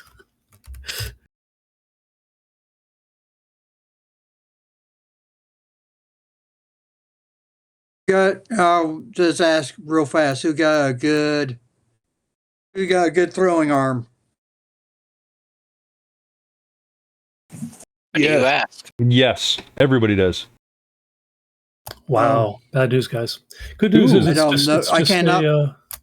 just a smoke grenade, and I don't have to worry about my arm because this is being launched by a Ares Alpha grenade launcher. All right, where did you? Yeah, so this map isn't to scale at the moment. So, what was your desired location? Between between us, 2/3 of the way on their side. You said they were 20 meters back, so 20 meters from us in their direction. Call it about like that. So you're going to put up a smoke cloud somewhere in this area right here, right? Yeah, I'm going to have to reload because I can't. I can see the names, but I can't see. Can you resort the initiative? I think I rolled it after you sorted it. There you go. Viktor's on there at 20 now. I just updated the map. I don't know if that'll immediately show the change or not for distance or for size of it or not. You might have to reload roll 20 real quick to come back in. All right, so that's a complex action. Ooh, look at that fire. Cool. I'm going to. I will also run and take cover. Yeah, I think it's complex. So I'll just run to distance myself from the rest of the team.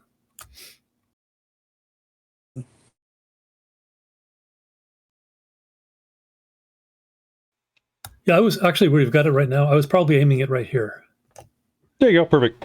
But it I didn't get 3. I didn't get 3 hits. Okay, we're so with the grenade launcher, roll 2d6.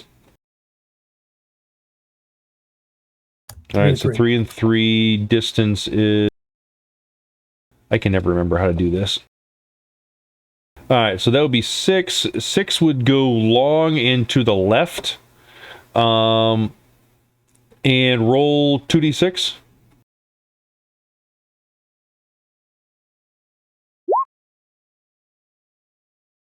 I think this is how we have to do it. Roll 2d6 and it's 11. 6 and 5. Does that mean it's Or 11 meters out? I'm trying to remember this off the top of my head. I should really look up the instructions. It's on the pages there's in the back of the scatter. book.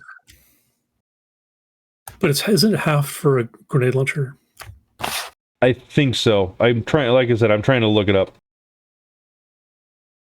All right. Yeah. Does anyone? I just out of curiosity. Grenade launchers, I kinda go, 3d6. 3d6 minus hits meters. One more d6 then? Yeah.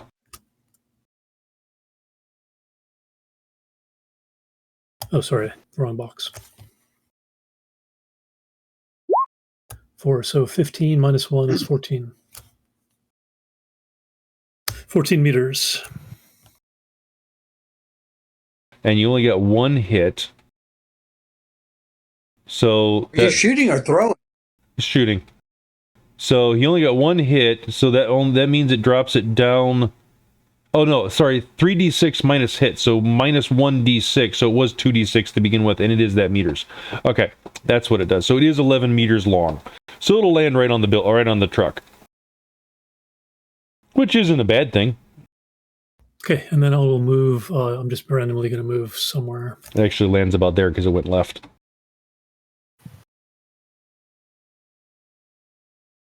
All right, there is some cover. I just don't obviously have it drawn out here.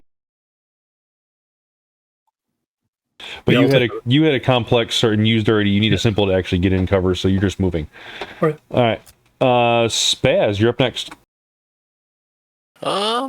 These guys are kind of grouped together right there. They're getting out of the vehicle, and actually, technically, some of them should be over here. And isn't there also a guy with a grenade? I mean, a missile launcher somewhere? Yeah, it's the guy in the back right here. That guy. Oh, Well, I want to throw a high explosive grenade set to detonate upon impact right here. That's a terrible idea. No, Really? it's a great idea. All right, fine, do it. Right. So I'm gonna probably give you my last nerps. Probably a good idea.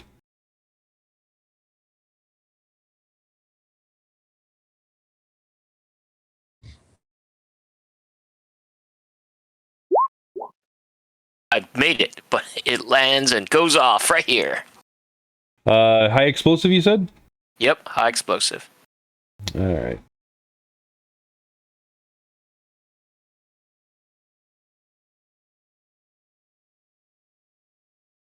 Where's my bomb? BALM. I had a bomb icon that I could put down in there so I could put an aura around it. Ah, there it is. Radius is for high explosive is 16, yes? Or no, Let me take a look. I'm gonna look at it myself. Used to be 10, and then there was a decrease of -2 or something like Grenades, high that. explosive is 16p, so 16 radius, and it's -2 per meter. No, yeah. Okay. Different than fourth. Okay, Yep. sorry. Everything's different than fourth for the most part. All right. Ta-da. All right. So the vehicle, let's deal with the vehicle first. Mess with our vehicle, we mess with yours. Exactly. Let's see. High explosive is only on AP -1.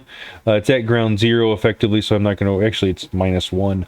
So it's at 15p. It's below armor rating, so the vehicle doesn't roll. Okay. That was easy. All right. The goons. What the heck just happened? I hit the wrong button. There we go. I'm really thinking I should use Edge to get earlier in the order. Not a terrible idea. All right, Not full a body terrible armor of... Ooh.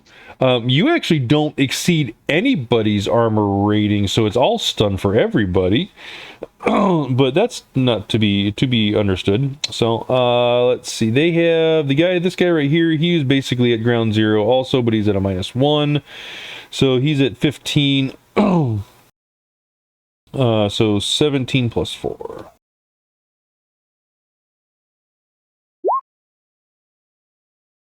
7 successes. Terrible. 7 successes off of 15, though, is terrible. So he takes 8, right? Am I doing math right? Yes, 8. All right, this guy is 2 meters off, so he's doing down to 14. He rolled better.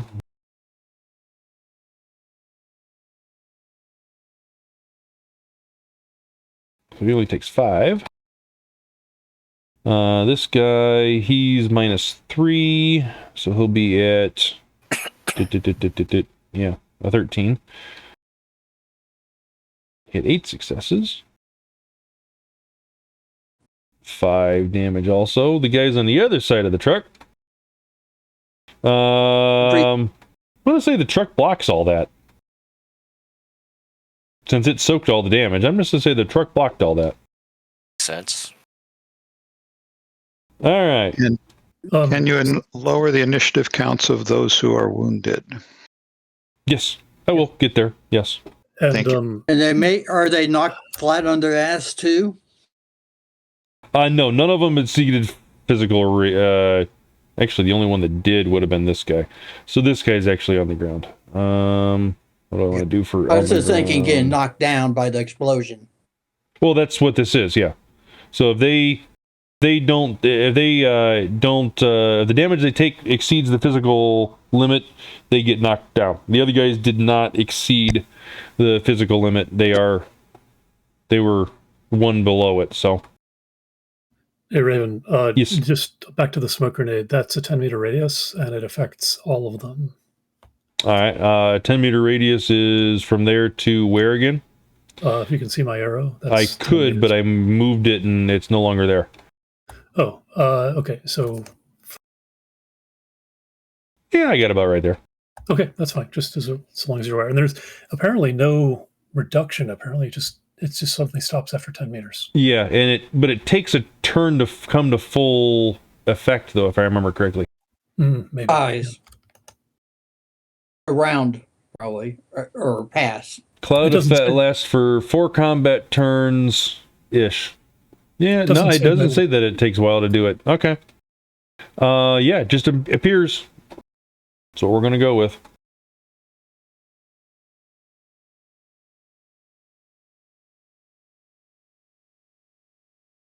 Sure, that works. Okay, so there is definitely gas going on there, and they are I think it's a -3 off the top of my head, but I'll double check that for them shooting at you. But you guys are also at the same situation, shooting at them because now they're obscured as well. Yeah, it doesn't apply to area effect like grenades, but yes. Snookums gets to go, but Snookums has no order. Okay. Snookums has no order. That's moderate. Would you consider this to be light, moderate, or heavy? I'd call it moderate. Not heavy? No, I wouldn't call it heavy. Not yet. Okay. Snookums has no order, so Snookums will be moving with me. All right. Viktor, you're up. Okay, Viktor stands up, brushes his lapels off with an annoyed look on his face. He looks over. Do I see the guy holding a rocket launcher? Yes. Well, no, because there's gas. There's a smoke going around it at the moment.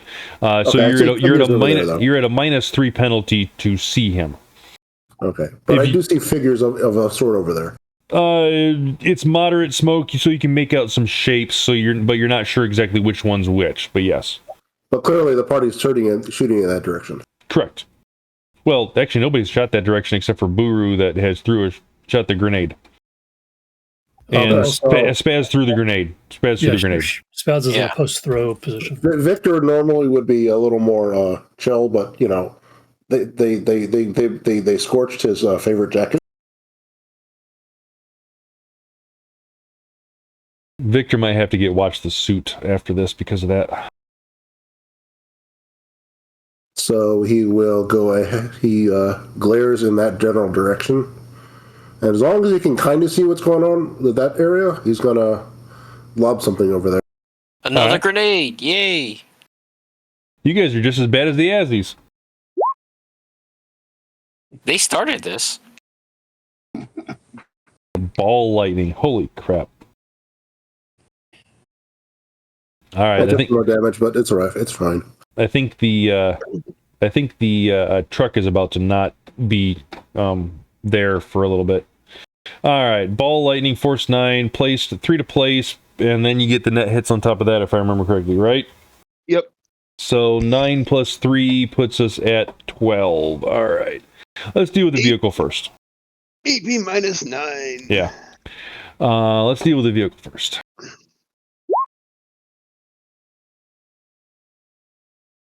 All right, AP minus 9 takes the armor of a Roadmaster from 18 down to 9. So 9 and 18 would be 27 versus 12. The vehicle soaked it.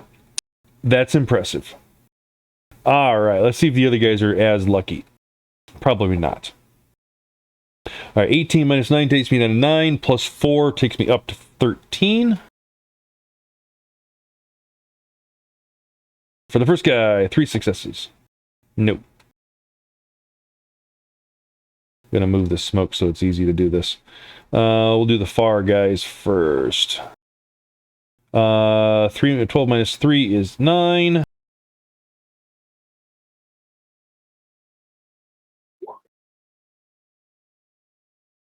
Eight. Oop, hold on. That was... No, I don't take it on wound penalties. That's right. So 8 successes. Ooh, he rolled good. Too bad he's almost dead anyways. So he takes 4 points. What's their condition monitor? Oh, man. You killed one. Oh. An atrocity. It is. 4, 12, 8. Damn it, you killed another. Hey, you can kind of see their skeletons for a moment. You killed a third one. Okay. I mean, I don't get to shoot? The eagle's next.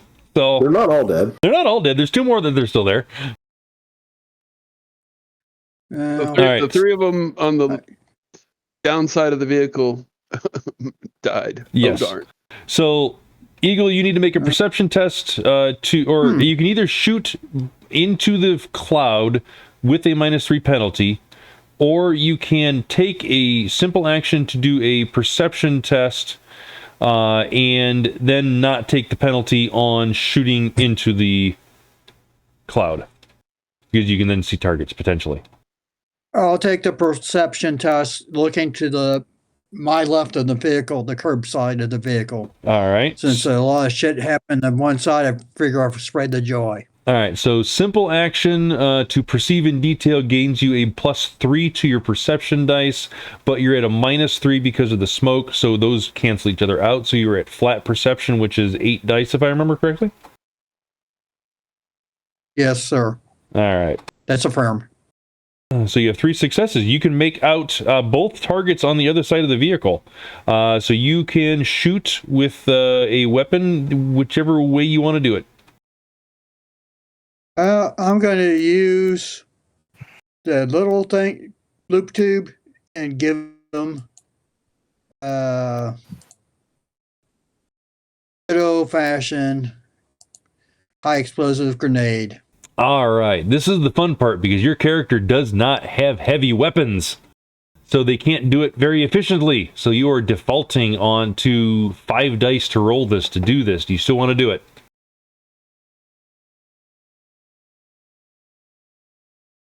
Yeah, and if I get less than, I'll use edge to do it. All right, not a problem. After. So your agility is what? If I remember correctly.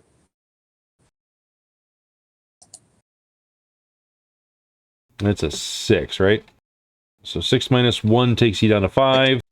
So you're rolling 5 dice to grenade. Yeah, too bad gun. I can't default to gunnery.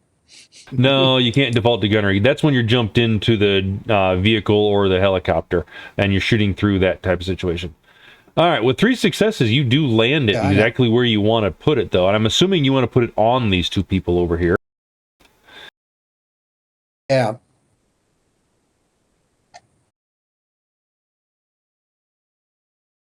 I lost the goddamn...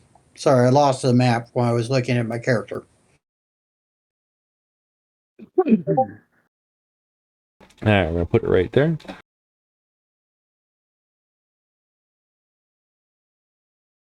All right, so ground 0, they're at both -1, so they'll be down to 15p. AP -1 for high explosive, right? Yes, high explosive. AP -2. -2. I did that wrong previously, but it wouldn't have changed much. All right, so 18 plus, or -2 would be down to 16 plus 4 would be to 20. 6 successes, this guy is dead. Dead. And with 7 successes, that guy is dead. Everybody's dead! Yay! Yay! But now you have a smoking vehicle, and how do you get out of here? Well, they got a vehicle. How badly damaged is it? Yeah. It was destroyed by the... no, it resisted everything. So yeah, no, it's actually perfectly fine. Cool. We got a sweet ride. Not only do we have a vehicle, but we also have camouflage. This is a terrible idea. I love it. Well, not necessarily, considering how everybody's riding. Oh, just get in. Let's go. Well, at least get out of the area with it. Yeah, come on. Let's just hop in, and once we get to all we have to do is just try to get to the airport. Wait, let me check something. Before we get to the airport, I'm going to call the Johnson and let him know that we'll be flashing our lights in an as technology vehicle that we're coming in. He'll go, what? Well, we ran into some explosive problems on our way. Sorry. I'm glad you're still alive. Please try to dodge the rest of them that are coming your direction, I'm sure. I hope it wasn't diarrhea. I will apply drug. I will get in the vehicle and apply the drugs. All right. All right. So you guys do make it through the town with minor detours and whatnot because of riots and whatnot, but you do make it to the airport without major altercations from the Aslan or the rioters for the most part. Disembark and get into the airplane that's waiting for you? If the Johnson's there with the payout, yeah. Johnson is standing there. Come on, let's get in and get the hell out of here. I'm going to look for anybody who's like ready to attack us. Go before ahead. I get out of perception. Yep. Yeah. Also going to do a rubber neck, my neck on a swivel. Look around, not watch what. Assuming the other 4 guys can handle anything directly in front of us. All right. With 6 perception, you are looking around, swiveling around, and you swear at the moment there is nothing around you. You don't see anything. 14 anti-vehicle rockets hit the vehicle. Okay.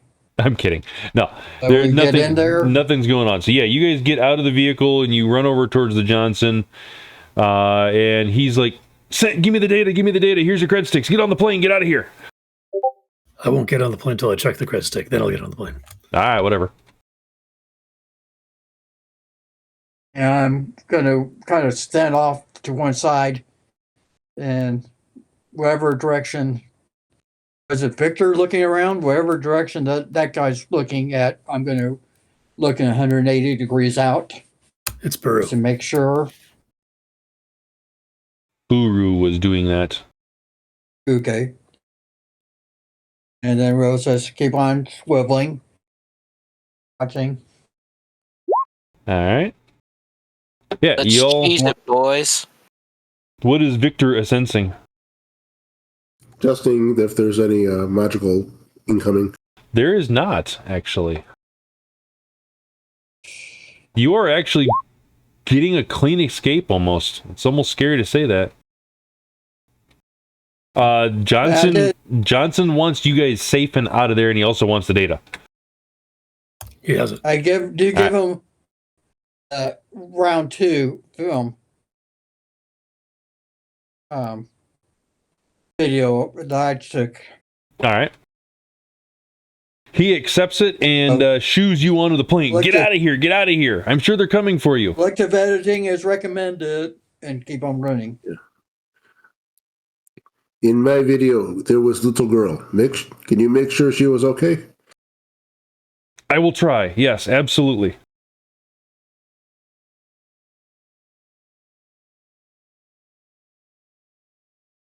All right. So you get on the plane.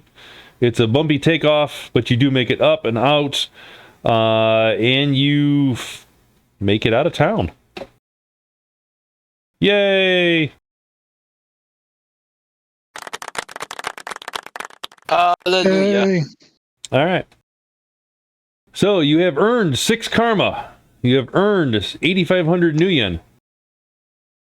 And I will get a debrief log in the chat here in a second or two. I feel like we missed a bunch of stuff. No, actually, you hit everything. I just had to shoehorn it all into you guys hitting it. Was there more to hit around that building with all the devil rats and demon rats and such? No, it's basically you guys should... The only thing you really, really missed, in quotation marks, is that portion of actually going through and recording the atrocities that the people are having to live in because of the conditions in the city. That's the stuff that he wanted you to videotape. He wanted you to interview people, and I actually didn't use the word interview, and so it's kind of on my fault. He wanted you to interview people and talk to people and find out what living in the city is really about. Showing the bad side of the city and showing the human right violations, like literal bodies in the street as people are cowering in bombed out buildings, while people around the corner are piled in and they're being eaten by devil rats. Well, we have that. Viktor is like, you guys weren't doing that?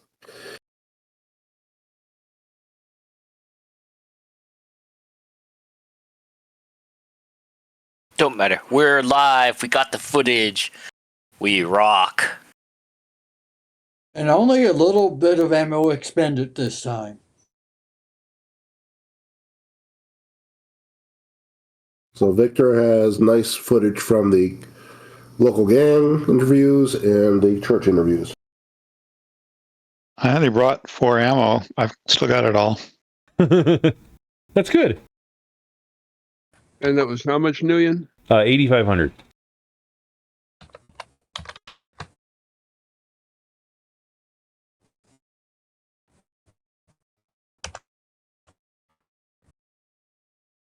Any street cred? No street cred. Are you sure, Buru? Because the chart in the book said it was only it was 3d6 minus hits meters. Yeah, I'm going by what Hero Lab says. I'll look into it further. Okay, we'll deal with it if we have to. Yeah, aerodynamic is. Yeah, aerodynamic is 3d6. Non-aerodynamic is 2d6. But it says a 2 meters per no. A little bit more accurate. Aerodynamic is 2d6.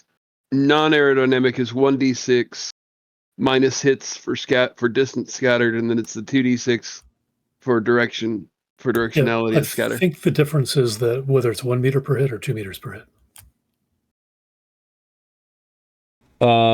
Yeah, that would be the difference. It's not specifying on the scatter table on in the core rulebook on 182. Just says grenade launcher 3d6 minus hits meters. Okay, I'll look into it. If I find it, I'll send it to you. Yeah, absolutely.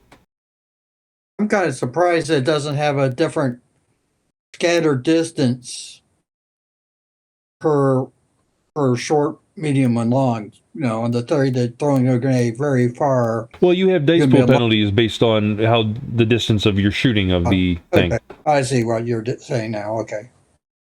All right. But that was the mission, and no, you, like I said, you guys did not miss anything. We kind of did things a little out of order, but honestly, it's good that you guys split the group and to do things. I hate to encourage Spazz to continue to do this kind of stuff, but that did give me a perfect excuse to activate the riot at the very end like that. So it worked out. It was going to happen one way or the other because that's how the story is written, but you guys actually, on this particular one, don't have to do anything. You just have to exist at each of those 4 scenes, and everything happens like this.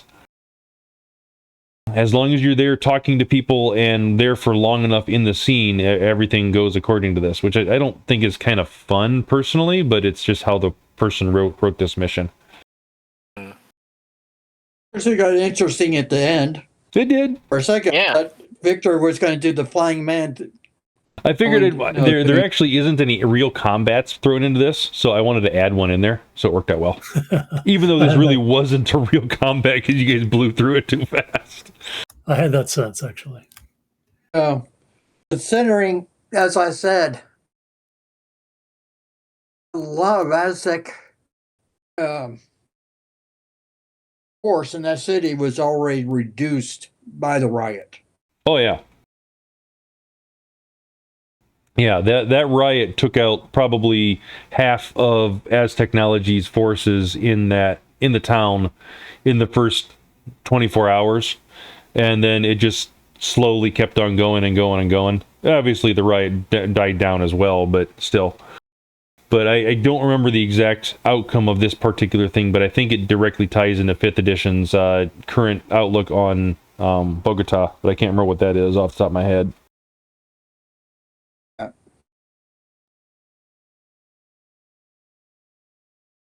And it's all good. Who knows? They did get apparently some of the film on the demon and devil rats. Oh yeah, they got that stuff. I wouldn't be surprised if the Johnson was somebody affiliated with Horizon. No, he's not. Actually, he's an ex-Aslan. I'm going to call him an operative, but he's not really an operative. He's a...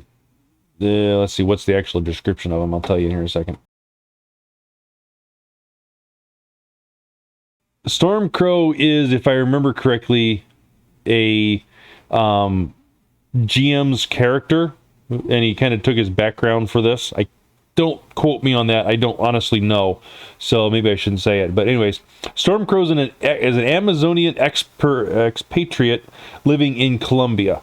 He arranges weapons, operatives, and other necessities for Amazonia. Little is known about the individual, where he came from, or what his real name is. Stormcrow walked out of the Amazonian jungle to provide assets against Aslan. That's all the description that I'm given on him. And he's very blah as far as stats and gears and skills and all that kind of stuff.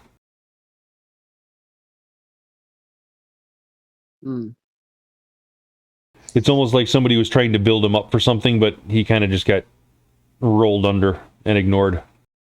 But anyways. Sounds like somebody in 6E would have the Aztec Death Warrant. Aztec what? In 6E, there is a quality called Aztechnology Death Warrant. Oh, I gotcha. Which means that, if there's Azzies in the event, they target you first. Well, that would be fun. Yeah. I think everybody should take that quality. All right, guys. I know because I have an ex-Azzy 6E character, so. Any other questions on the game? No, I had fun. People. Yeah, it's good. Good. It's good. All right, I do have some questions for you. Sure. Not this particular game related, but yes. Okay, we can talk about that after stream. All right, so if that's the case, then thank you all for playing, and I will see you next time. Remember, I am switching to Mondays. Mondays next time, yes, and it is in a month. Good game. Cool. Yeah. Good game. All right, I will talk to you all later. Have a good night. All right, Thanks. Thank you. Thanks for running. Thanks for running. Thank you. And keep an eye out both in Raven's channel and in mine, because I will be asking people about what day would be preferred, either like Wednesday